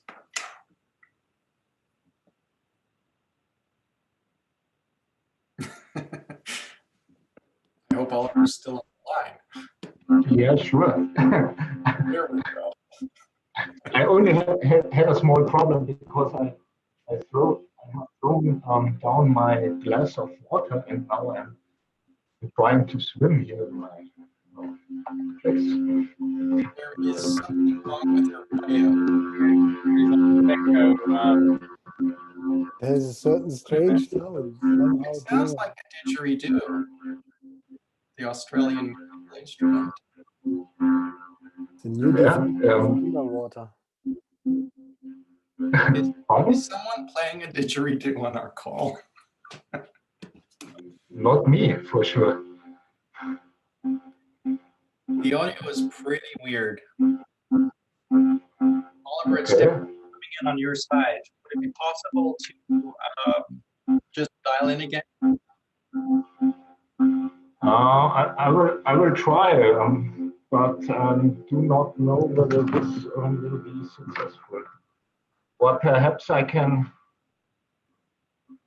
Is it? Do you think it's? I try to dial in again. Okay. Okay, Oliver. Thank you very much.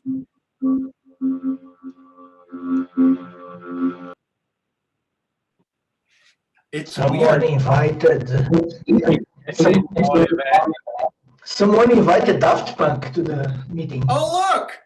Gary actually has a didgeridoo. Really? Yeah, his video is showing it. And it's a very nice. So you must have been you, Gary, then. The curious thing is that is the most Maori Finnish guy possible, right? Oh, that's fantastic. Can you play it or just wave it?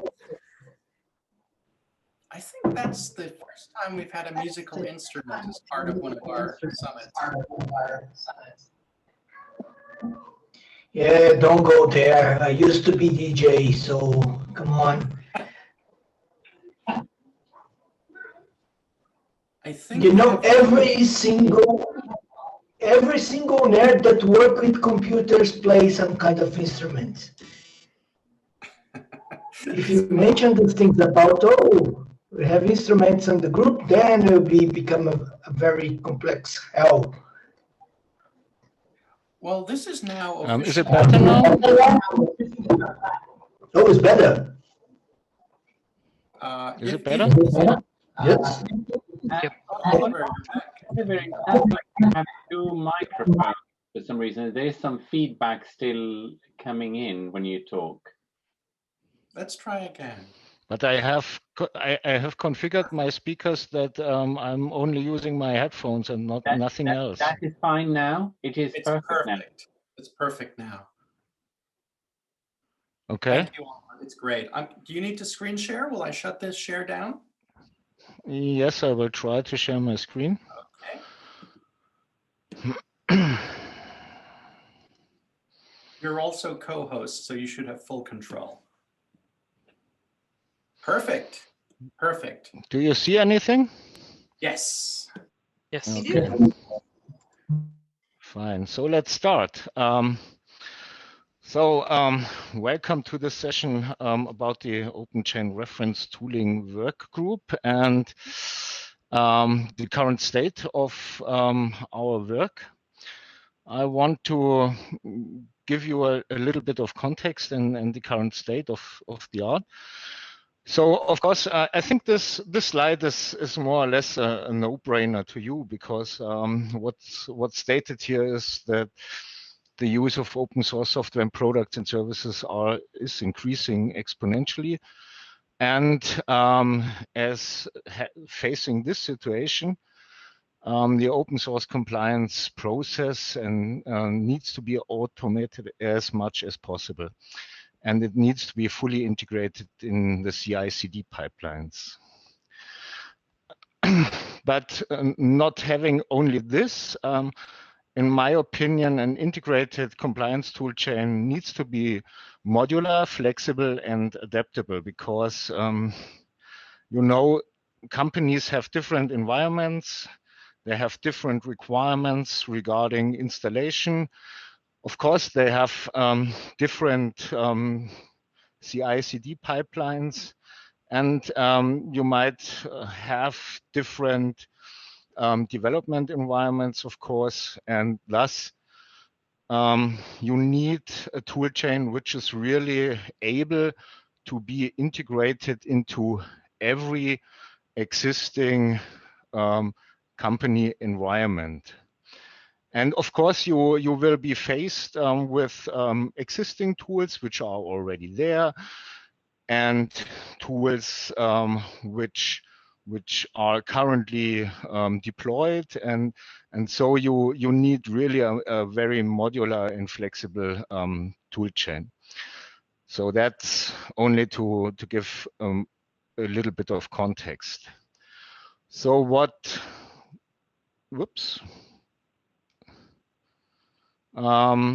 so we have, at least, I think I have skipped one slide. So our objective is to build such an open source compliance toolchain ecosystem purely consisting of open source tools. And how do we want to accomplish this? Of course, we are intending to use independent existing tooling projects. There are many of them available, and we will provide the reference workflows and to allow the adoption of those workflows to your needs, of course, because you might have other requirements, as I stated before. And of course, to provide the concepts and glue to ensure the easy interoperability and integration of this in existing environments. So we are not targeting a monolithic monster. We are really targeting building blocks which can be plugged and played as, so in quotes, as you like. And of course, to provide a reference turnkey toolchain. That's the ultimate goal. So how did we start this work? Of course, we have already available epics. So descriptions, small descriptions, how users interact with the toolchain, what kind of information they are requiring to accomplish their tasks. So for example, if you are a lawyer, you need other information than a developer or a software architect or a product owner. So you have different views on and different requirements to the tool chain, and you require also different output of the tool chain. We have the functional building blocks, which we have identified, already described. Currently, and there was a very good contribution by Jan and Peter. They defined a capability model. And we are currently in the phase of harmonizing the building block description and the capabilities. I will have a slide on that in order to give you an idea what the work is currently there. And of course, we have example workflows, at least one or two, I think. And we have a first version of a data model. but it's only the first version. I think it needs to be further developed when we have a running instance available. So what we have identified as functional building blocks, you see here in this nice picture, you have inbound software, you have then your company environment with the CI/CD infrastructure, your build tools, issue tracker, and so on. And these boxes here are the toolchain elements. So starting with dependency resolver, which is of course obvious from the naming here, from the naming point of view. The dependency resolver cares for resolving all dependencies recursively, so that you really have all the dependencies of your application listed. And then you have container content resolver. So if you are in the container image delivery, then probably you need also some kind of this functionality. We have a binary analyzer, which should be able to analyze binaries. We have identified the source code package downloader as a piece which adds to the compliance toolchain, because you need the source code in order to do your compliance work in an accurate manner. And of course, then you need also a component and application metadata repository where you store all the metadata of your projects, of the used third-party components, in order to be able to do all the things we had heard from Mark, to do the compliance work, to do the security stuff, and so on and so on. Then you need a license obligation database, so a database where licenses or the analysis results of license texts are stored. So a license defines permissions, it defines restrictions, it defines obligations, and it defines some risks, and all this need to be analyzed and put into a database, in my opinion, in order to have this necessary information to do the compliance work then. Of course, you need a license and copyright scanner in order to determine the license situation of packages and to extract all the copyright holders which are listed in the source code package. You might need a forensic code analysis service. So this is, as we also speak about snippet scanning, this is functionality which is able to detect integrated code snippets in own software. You need perhaps a policy checker in order to check whether a newly brought into the application, a newly inserted open source package might violate your company or product specific policy. Of course, you need also then a track record about the obligation fulfillment. Obligation fulfillment is you have at least an application you want to deliver, and you have a set of licenses which apply to this application because it integrates open source packages. And then you have to go through every license with its obligation in order to check how you fulfill this obligation and then act upon. And of course, you need this FOSS bundle compliance generator, which perhaps generates you this open source disclosure document or the source code bundle, including the build environment description, and so on. It depends on the license, of course. And last but not least, there's a last stage which is called compliance artifact consistency. So this is a functionality where you put all your compliance artifacts into your application, and a check is performed whether all these things are consistent. So that are the identified, or so far identified, building blocks of a compliance toolchain, an integrated compliance toolchain. So if you have additional points, please go ahead and make suggestions.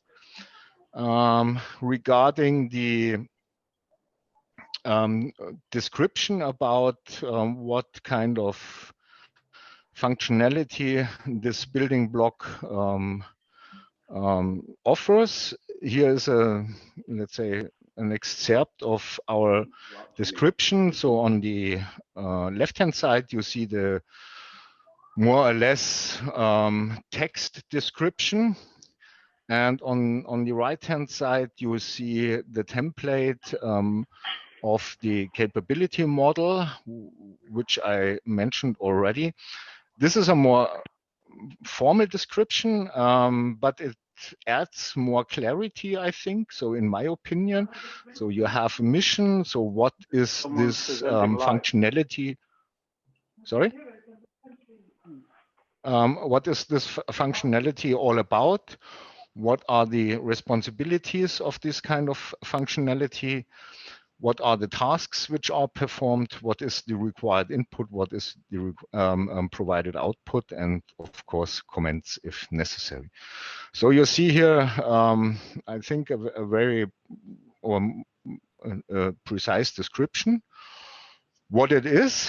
And this is currently also the main topic of the workshop we have planned on, I think, 24th of March, in order to harmonize the building block description and the capability model, so that we have one coherent and consistent view on those functional blocks. So that's about the definition of the identified elements. What we else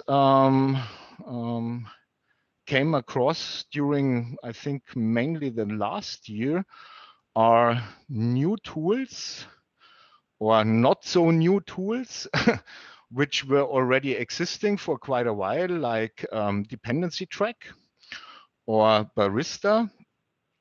So, but there are also new tools on the open source compliance tool, Sky, which is ScanCode.io, and ScanOSS.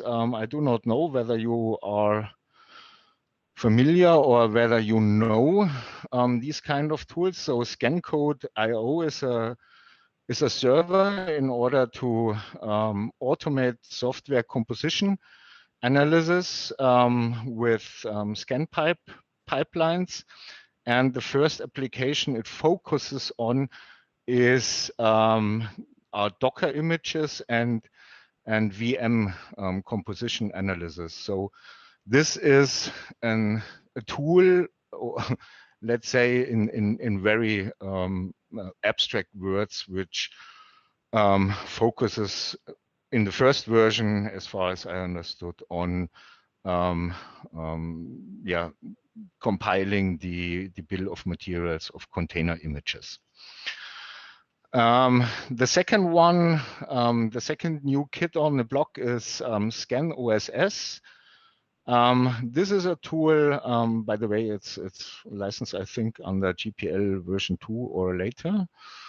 So this is, in my opinion, the first publicly available snippet scanner, which is licensed under an open source compliant license.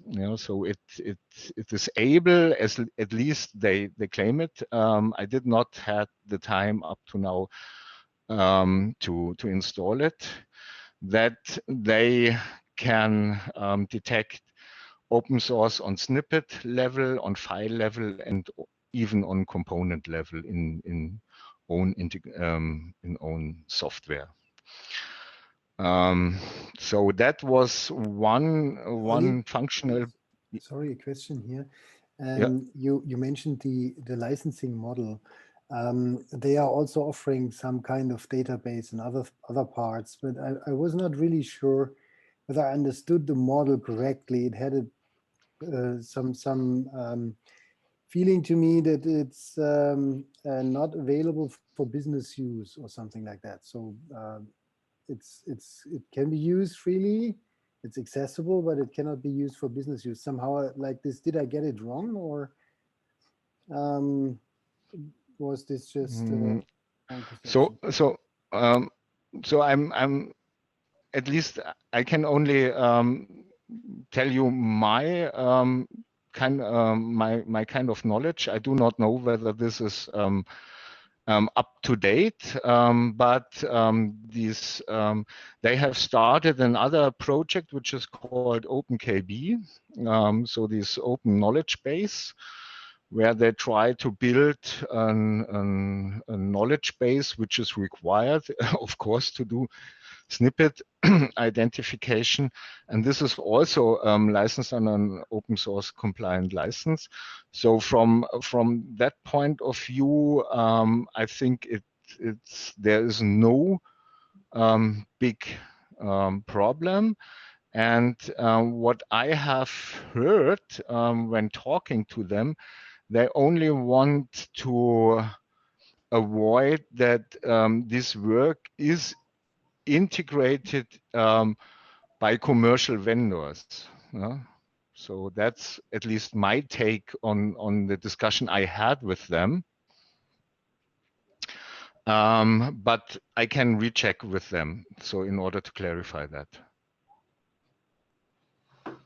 I get some basic idea when I saw last week. I was looking for this one, and I got the same impression that actually the background tool, the one that is in the back end, is basically closed. They have the application on top that is open sourced, but then the whole process of scanning is made on a closed tool that actually is not disclosed. As far as I know, their whole toolchain back to front is on GitHub as GPL. Yes, that's also crawler my and index and all the secret source. I'm not sure about that, but yeah.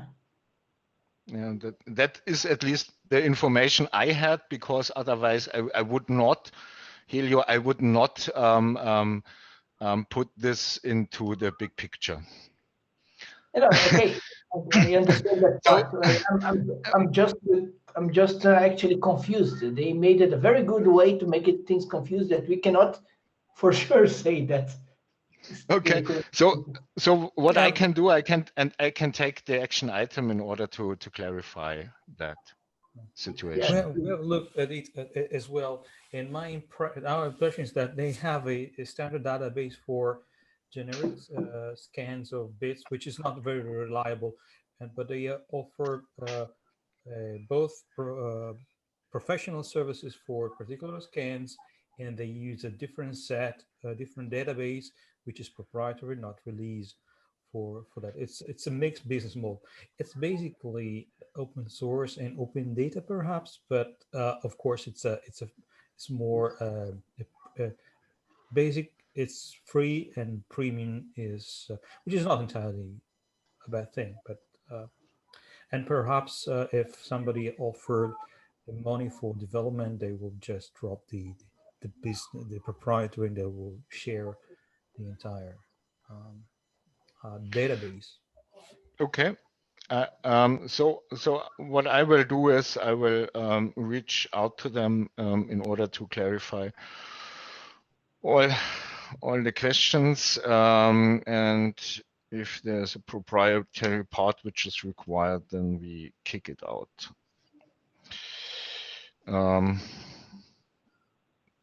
I just make notes. Sorry for that. I cannot do both things at one time.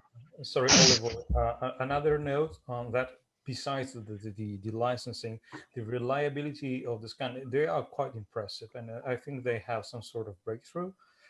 But they need to work more on provenance, because they often give results which are second, third, fourth, fifth degree descendants of the original snippets. So the result from the public available database are not entirely reliable. So they make sense, and they find snippets which come from somewhere else, but is somewhere else is not always the correct one. I think we spoke with Software Heritage, and they are building something which could be complementary, which is a database of provenance. So where was the first time the snippets of a code appeared?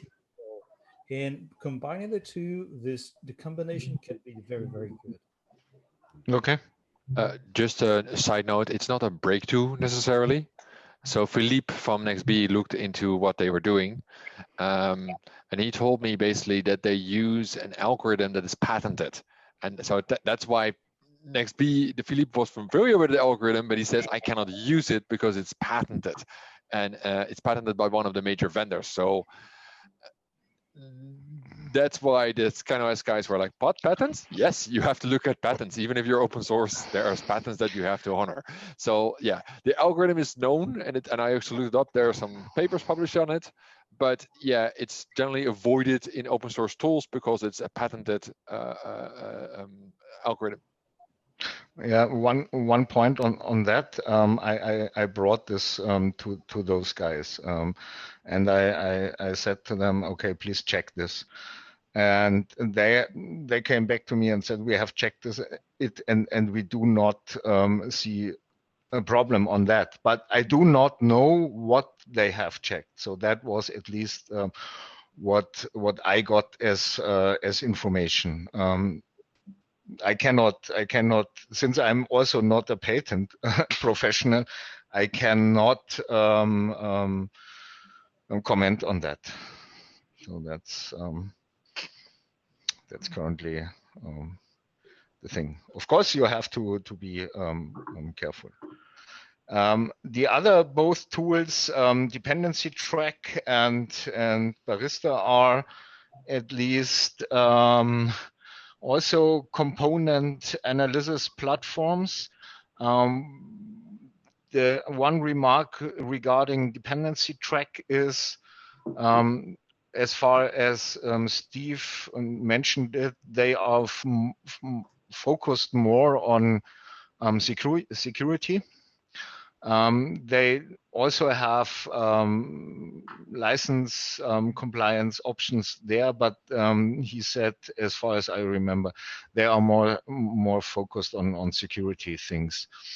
And Barista is also a open source license and vulnerability management tool, which claims to be developer focused. I do not know whether they are really development focused, because I do not have experience with this tool from a practical point of view. So this leads then to the also well-known example automation implementation using existing open source tools. So you will see here at least logos, which I put there from open source projects if they have logos. ScanCode, for example, here below does not have any logo, so there's only the name, which are able to implement those mentioned functionality and defined functionality. So you see here a lot of tools available which can provide the required functionality.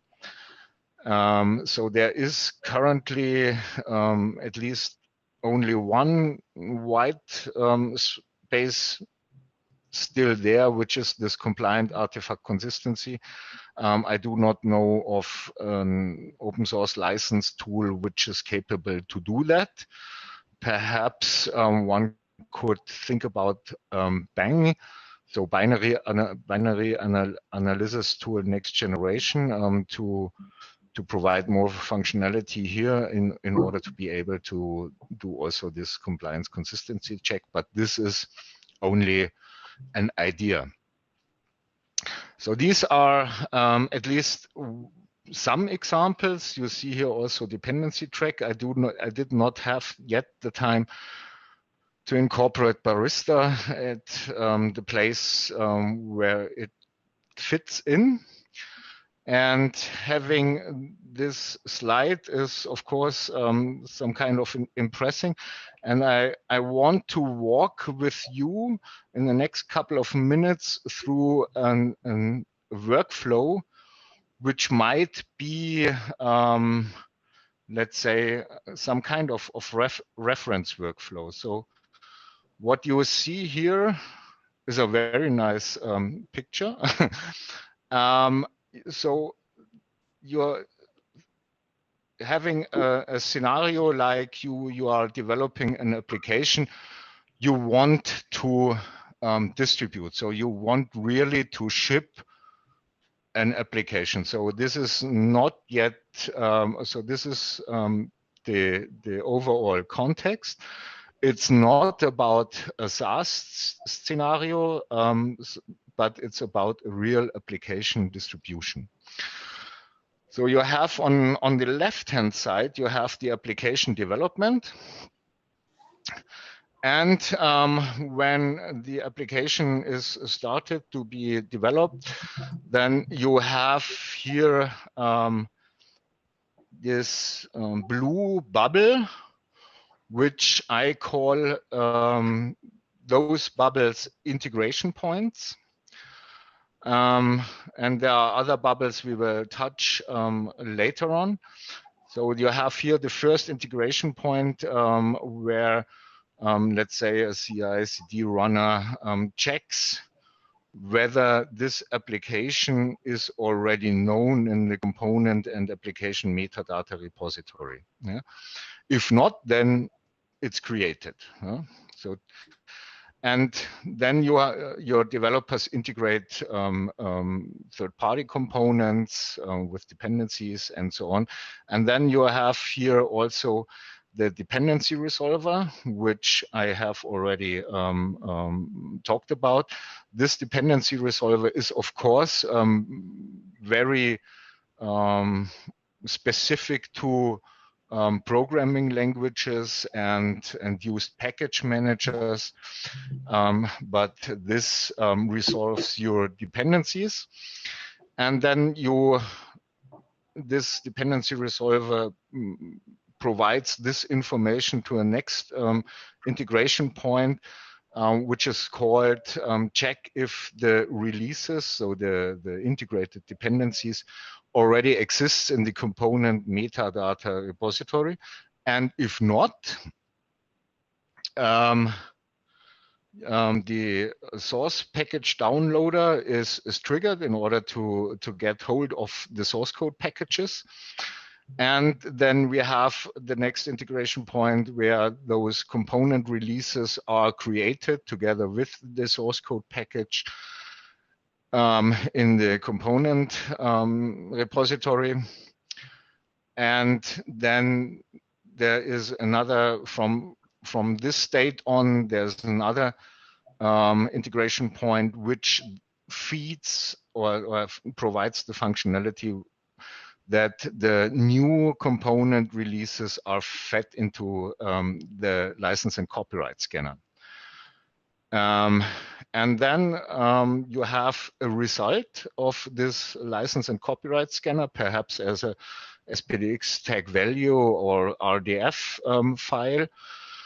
And then you have another integration point which integrates with the policy checker in order to check whether perhaps a company policy or the application-specific policy is violated. For example, you can define a policy which says if the scanner only detects ISC, MIT, or BSD licenses, there is a pass through, and you can and every other license, for example, there will be a requirement that there is another scanning stage where then these scan results are reviewed and curated. So if the policy check, if you have such kind of policy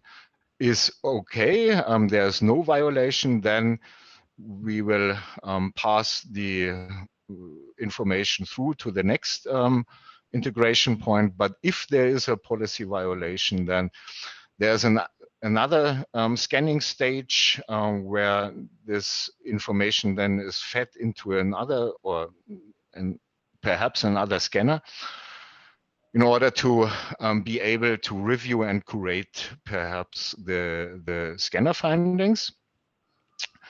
And this is a black bubble because here a human being is required. No? So the black bubbles are human beings, though there's manual work to do. And having done or having passed then this kind of review and curation stage, we will enter into this integration point, and then which is called derive obligations, restrictions, permissions, and risks from a license metadata repository. So you have the licenses identified, which are in those packages, and then it's up to this integration point in order to retrieve the obligations which have to be fulfilled. Yeah? And this is then passed back to the component and application metadata repository.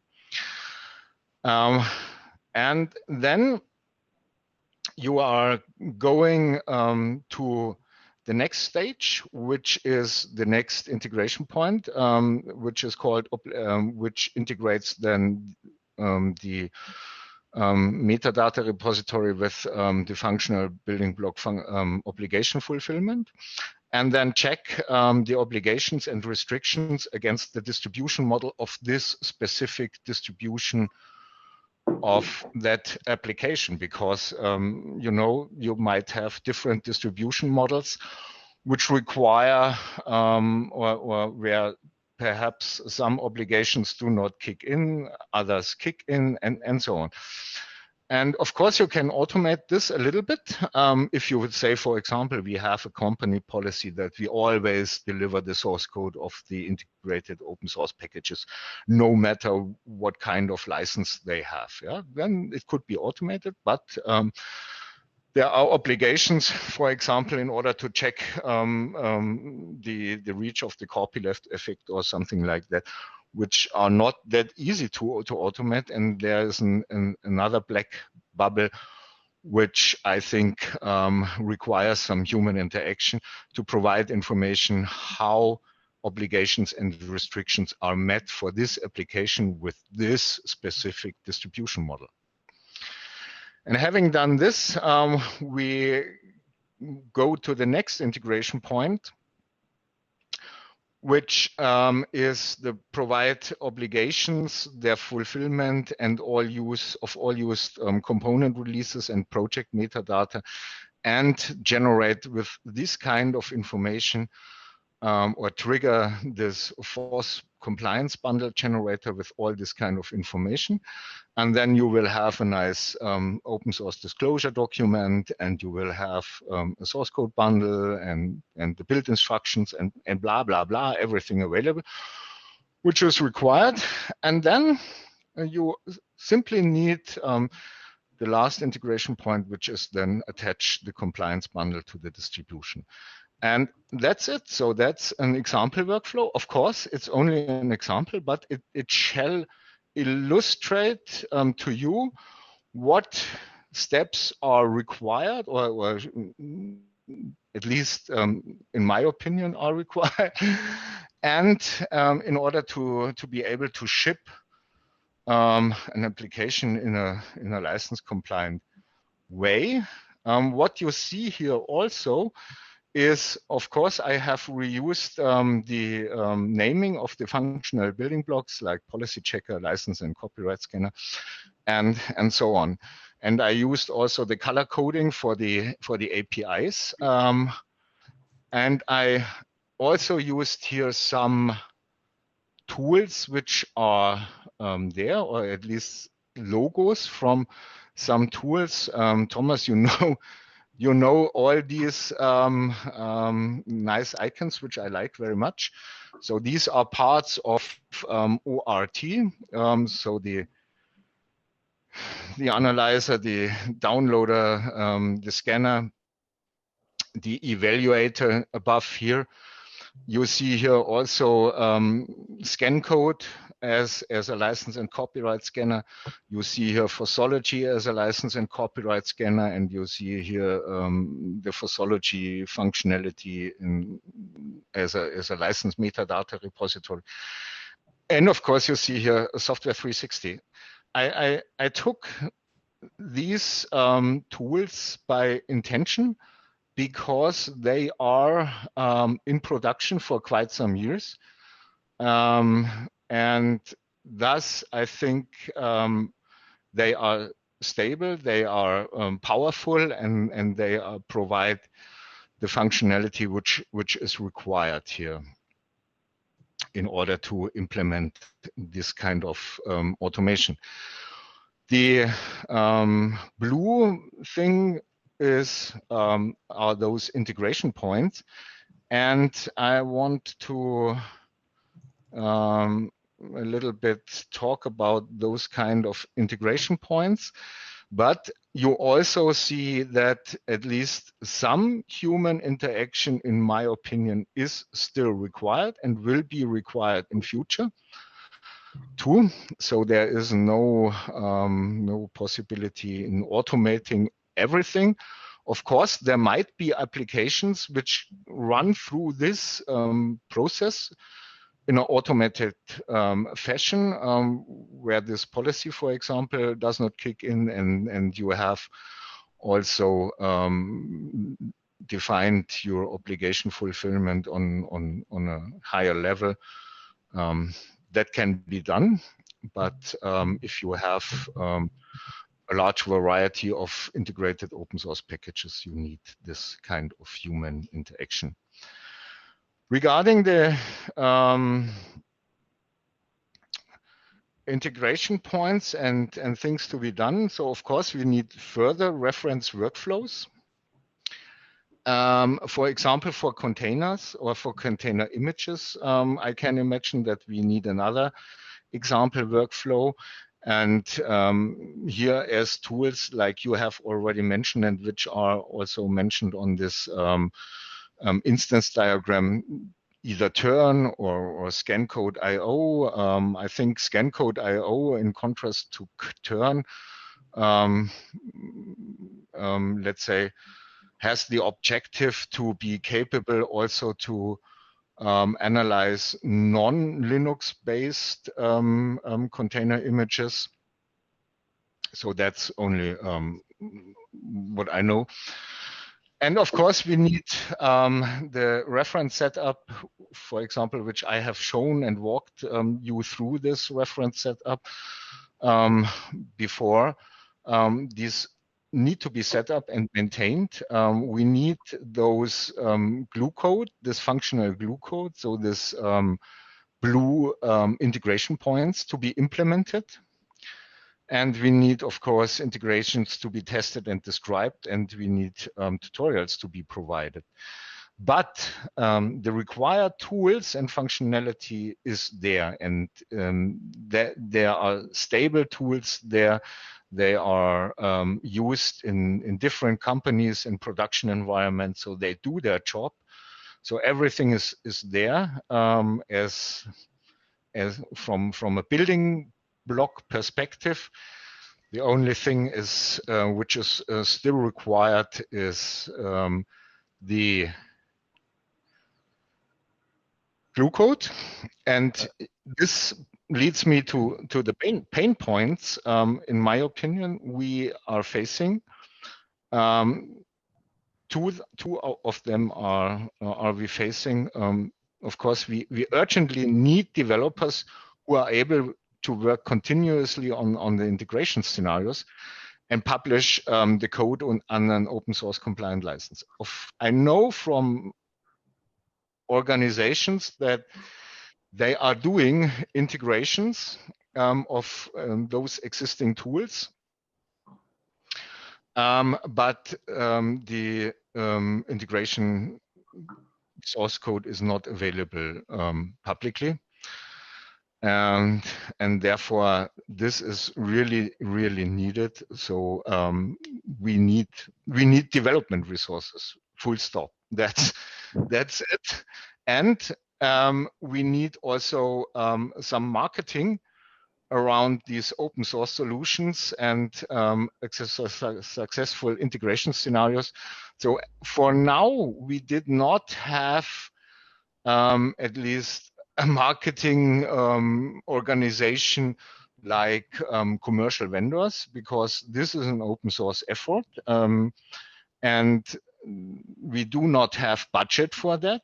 And since this effort is mainly done besides our normal tasks, we simply do not have the capacity to do the integration and the marketing. So which puts us in a disadvantage compared to commercial vendors, in my opinion. Although I think we have a very good solutions. Yeah, that's it about the current state of the reference tooling working group. And if you have questions, I'm happy to answer. If you have criticism, please go ahead. Or if you want to contribute, please contribute. So thank you for your attention. Thank you, Oliver. I would have one remark, because we had this in the in last weeks, very fresh now, as we really internally had the first time a one-to-one comparison with the vendor. And you're right that we were in disadvantage with marketing and all this stuff. But then we came also to the conclusion in this direct comparison that, well, the vendor was much quicker. And the point there was because he already pre-harvested more or less the half the internet, and when we do it kind of on request. So we do it on request, so it gets all the sources get downloaded and scanned and so on. And with every new run, we build also our local databases. But we will never be that quick than someone who already has that huge database. So I would add also to this as a disadvantage where we can also, as a community, work together to share also the databases with, for example, clearly defined or other activities. Yeah. Marcel, that's not really true. You have to understand how the vendors operate. So, and so I had many discussions with many companies that onboard the open source toolkit about this. The question is actually we don't need this database. Literally, we technically don't need it. We have caching in when we fetch. We don't fetch this data live from the ecosystem. What we see basically is when you have these large databases, that also comes. They are not that useful at all. Like literally. It's touted always you have to have a big ass database, but I look at all these databases, what's in there, and it doesn't really help. The difference is really in the methodology what we do. So if you look, for instance, at what Open Source Toolkit does versus what for instance a White Source does or Black Duck does, is they use static analysis and we use dynamic analysis. So, and that has from a purely fundamental belief that you cannot index the entire internet. Like literally, it's impossible. So what we currently see when we compare to a lot of other vendors, and we do this continuously, is that they might be faster, but their data is wrong in a lot of places. Because what they do is they cannot index everything. So what they do is they index one version and then they propagate it to the other versions, which means that they are very fast, but they're not as accurate. And on our side, we make the deliberate choice, since we want to do compliance correct, to basically say like we might be slower for now. We're working on getting that speed up, but we use the build tools itself to retrieve the data, and then we cache it locally. So we actually have that database, but currently in ORT we don't expose it. So we don't fetch this data all of the time. But we're slower because we actually use the build tools themselves to acquire the data, and the build tools themselves are not fast. But if you run it in a CICD environment, like we do, basically it's already fetching those dependencies as part of the build, and therefore the penalty to fetch these dependencies is lower. It depends if you fetch source artifacts, because that's what you don't do in the build. But yeah, I find it's always a really perverted discussion where you say you need to have a huge database and you need to have fast stuff. I know of the quality that's in there, and that's again, it's a really perverted discussion basically, that I always say like, no, you should really look what the code is actually doing. Yeah, but Thomas, I was not talking about quality. I was talking about speed. We're working on the speed. We're really working heavily on the ORT side on making things faster. But yeah, that's not easy, because basically, again, you need to make build tools that are not designed for that, make them go faster. Yeah, but Thomas, but even with ORT, we were faster when with exactly what you say. We had then this local cache stuff, and then the next run we were faster. And the more people adopting in the company, adopting this, the faster every scan is, because then you do not need to download those stuff from scratch, because you have it already present, and it makes it. And therefore, I thought, okay, yeah, it's because this principle then from the vendors is that they already pre-harvested this.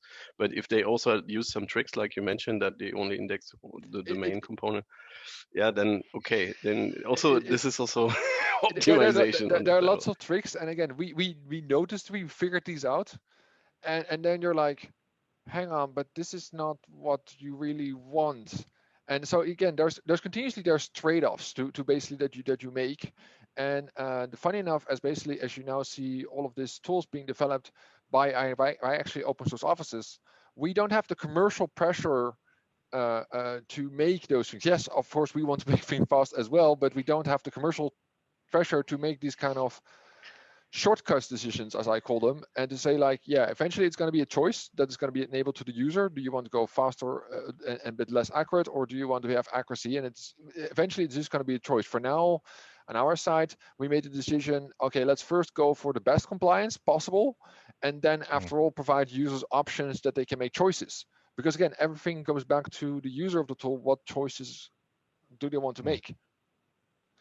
Maybe Oliver, coming back, since Emmanuel is talking, some of the glue cloud integrations actually has now been written. So from ORT to Software 360, there is several integrations already working.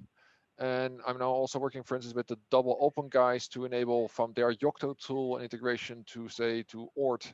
And actually then it would be a really complicated Yocto Fossology ORT Software 360 loop. It's a really mind-bending, complicated thing. So there is work. It's just, it kind of depends which company has the workflow. So if a company basically uses these tools, they usually contribute back to make these things better. And but it all comes down to, we need more users to have these things kind of in test in production, because writing the basic integration is usually relatively straightforward. The problem comes when you have like really big components and really big data that things might break. At least that's our experience. Yeah, and of course these I have recognized that, Thomas, because there were some issues on ORT about integration work, which is currently ongoing. But as you also see, so these integration points only gives you an impression what kind of thing has to be done. Of course, they have to be checked whether these components are there, whether all the metadata are there, and so on and so on. But in the end, I think it's really it really is a reference workflow which can be where automation is currently worked on. Yeah. So one thing that is missing on your diagram is exactly what is the result to expect for each stage. So because right now, for example, you put in there dependency resolver. What actually the dependency resolver will produce? This one is actually the information that you need to be interoperable between all the tools. If you don't know exactly what is produced, so we cannot interoperable between the other ones. So we need to have a way to say that this kind of information is a common information that can be read at whatever tool on the next stage and the next stage and the next stage we'll be reading. So right now we know that we can jump from dependency resolver to source package downloader to license copyright scanner. But what is the intermediate information that actually can allow us to, for example, replace the component for the component that whatever you want, whatever it means, Fossology, ORT, or vulnerable code, otherwise. So this is one thing that is missing there. We don't know exactly the information that is being generated. And this is the key for the actually make the whole interconnect of everything. I would recommend to have a look into the capability map. Most of these features or boxes here, the orange boxes, have a representation in the capability map, and there you have an input and an output definition. Yeah, like this. But so so for example, here it's not that concrete. So I think Helios is emphasizing on, is it a JSON file? How does it look like? No. You are talking about the end results. I'm talking about intermediary results. So exactly. Yeah. For example, in the dependency resolver, does it spit out a JSON file, for example, with the following? Or does it spit out an SPDX minimum subset of just all the relationships of the components as a partial? Or something like that. So it's difficult. So we basically, ORT tools are compatible because we have our own ORT result file as an intermediate file to move between the components. And that's needed because we capture way more, we capture as much information as possible. And we are still learning what kind of information that we need. Since in ORT speak, basically, we want in the policy engine, you want to be able to write policies on whatever information is basically captured. And currently there's no, well, even we on the ORT side, we're learning to add new data that we can capture that may be useful in policy rules. So yes, eventually in 2 years, I expect there will be some kind of standard for it. But for now, every tool is still learning. And also the formats between tools, like containers, are something completely different than any other standard package manager. And modeling that into a common model, yeah, that's going to create some headaches of figuring things out. Well, Thomas, the containers are not that different. It's just bigger. But if you're looking around, that actually it's gets from some place for install it. So basically, some operational system that has packages inside. So it's just bigger, but not different.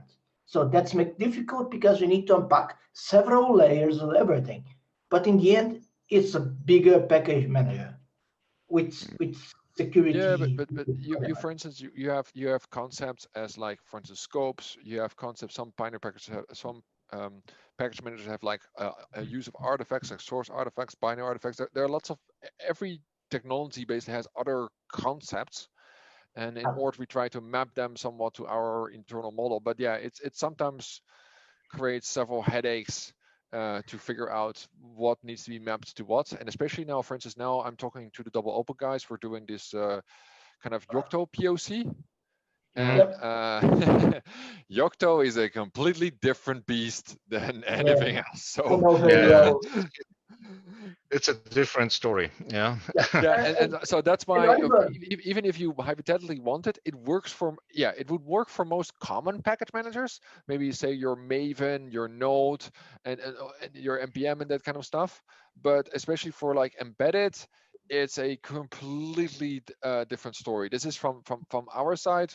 We looked at it from the Ort side. We're like, hey, we're not going to support this in our current model. What we're going to do is now is we're basically going to have those tools spit out SPDX. We will not be able to capture all information in SPDX at the moment, and then we'll simply push it to our policy checker in Ort, and then they can still do the same work, but they will not be able to use all of the features basically in Ort because we simply don't have it in the source data. It's kind of a compromise, but it's, again, there are so many different technologies that are designed in a completely different way, and people cannot agree. So yeah, we're just trying to enable workflows as best as possible, but there's going to be limitations. But like I said, over time, we're hoping that the build tools themselves will adopt SPDX and thereby expand SPDX to include more data. Oliver, can you go back one slide? Natural to have yeah, sure. technology-specific implementation path. I mean, in the end, the handling, the structure, everything is different. So I guess it's just not possible to have the same path for everything. I mean, if you go the very abstract version, yes, the row of different steps, but the implementation of the steps will be very technology-specific. So wait, Oliver, you see that's integration layer API, that's forensic code analysis service. So you mean that we already mentioned vulnerability in this part. At some point, we have tools that are already dealing and becoming more and more coupled with everything that we are doing right now. So maybe this is a good idea to introduce on the diagram, on next diagram, actually which step that vulnerability should enter on the scanning process. Yeah, but I think we need to do another picture on that. Otherwise, we will have I will have to let's say model a three-dimensional toolchain.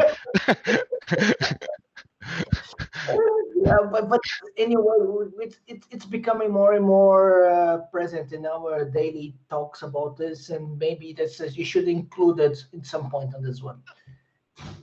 Yes, sure. This is another work item to do. Yeah. Of course.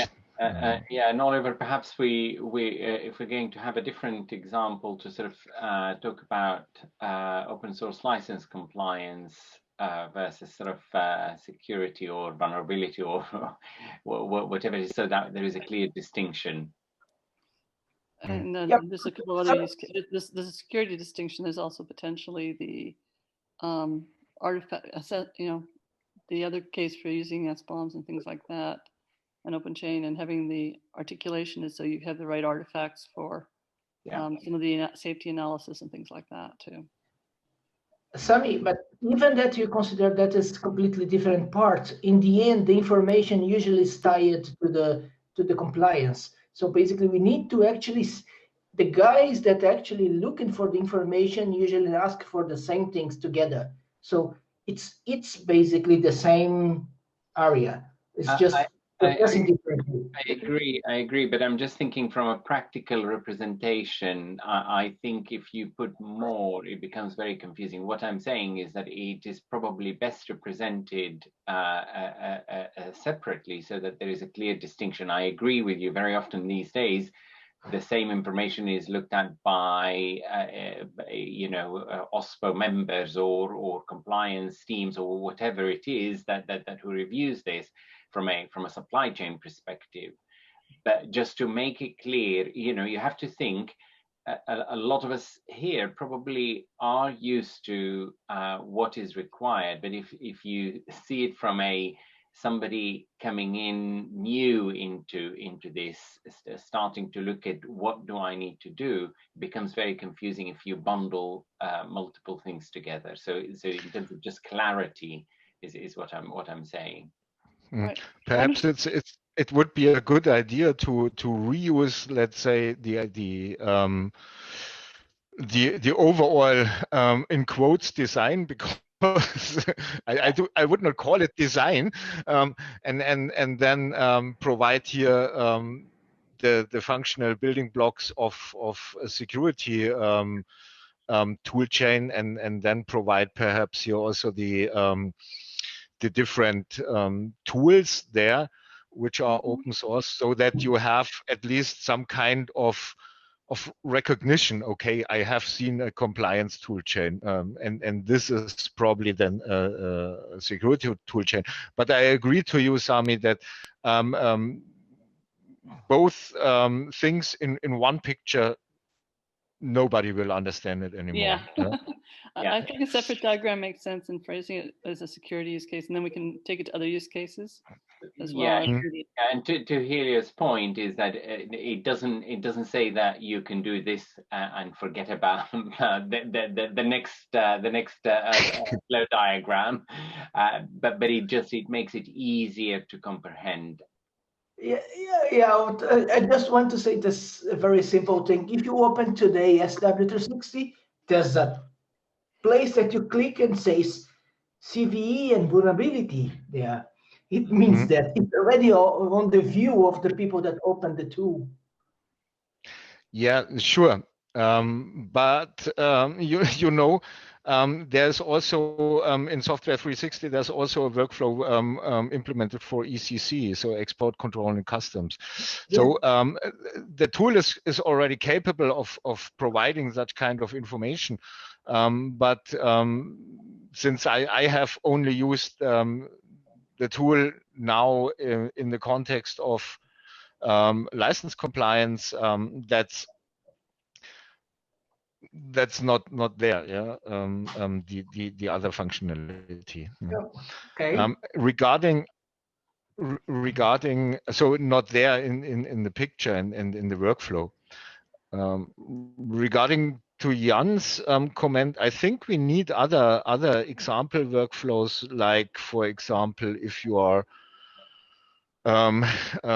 delivering, as we said, container images, then you need other tools, of course. You need either Turn or ScanCode.io and provide other integration points.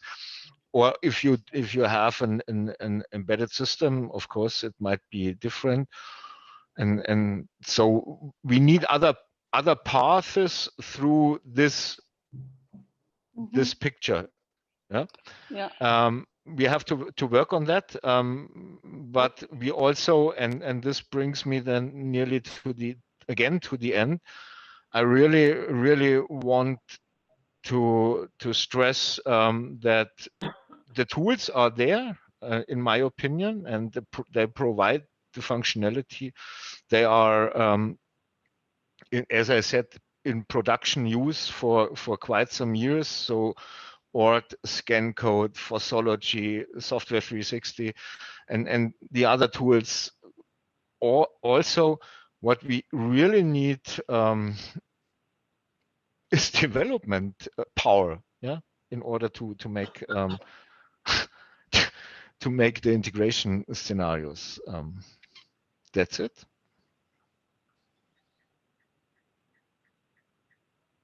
Thank you so much, Oliver, and everyone. This has been a very interesting conversation, and we're right about at the top of the hour. So if anyone has a final comment that they'd like to add in, now would be a great time to mention it.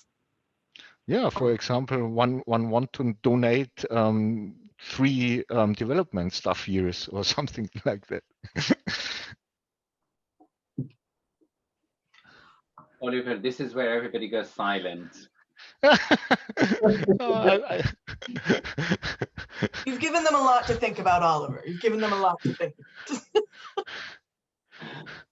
Do not tear down my illusions, Sami.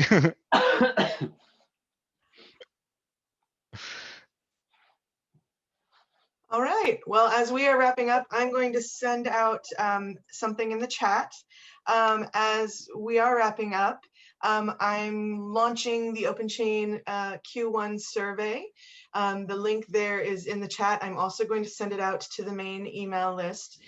It is a very helpful thing if you all can just take a few moments and complete it to help improve our support of our ISO and our broader ecosystem. We're going to be collecting responses for the next 2 weeks. Now, as I've said that, if anyone else has something they would like to add to the final moments, now is a good time. And otherwise, thank you, everyone. Oh, we have a raised hand. Balakrishna, what would you like to say? Hi, Jenny. Thank you. So one last update for the team here. Now we have Q&A available for all the 8 chapters. So anyone who is interested, please do go through and please do leave your comments so that we can fix it before it is hosted. Or else we can, if there are any other pain points in those things or any concerns with those Q&A, probably we can fix it in the next second release as well. Thank you. Wonderful, thank you. So everyone, thank you so much for participating, for listening, for being so involved today. And Shane wanted to send along his thank you as well when he signed off to try to get some sleep about an hour ago. But on my behalf, on OpenChain's behalf, on everyone's behalf, the Linux Foundation, thank you so much. We appreciate you. If you need anything, please don't hesitate to reach out. And thank you again. Thank you, everyone. Thank you. Thank you very much. Thank you. Thank you all. Thank you. Bye. Bye-bye. Appreciate it. Bye-bye. Thank you.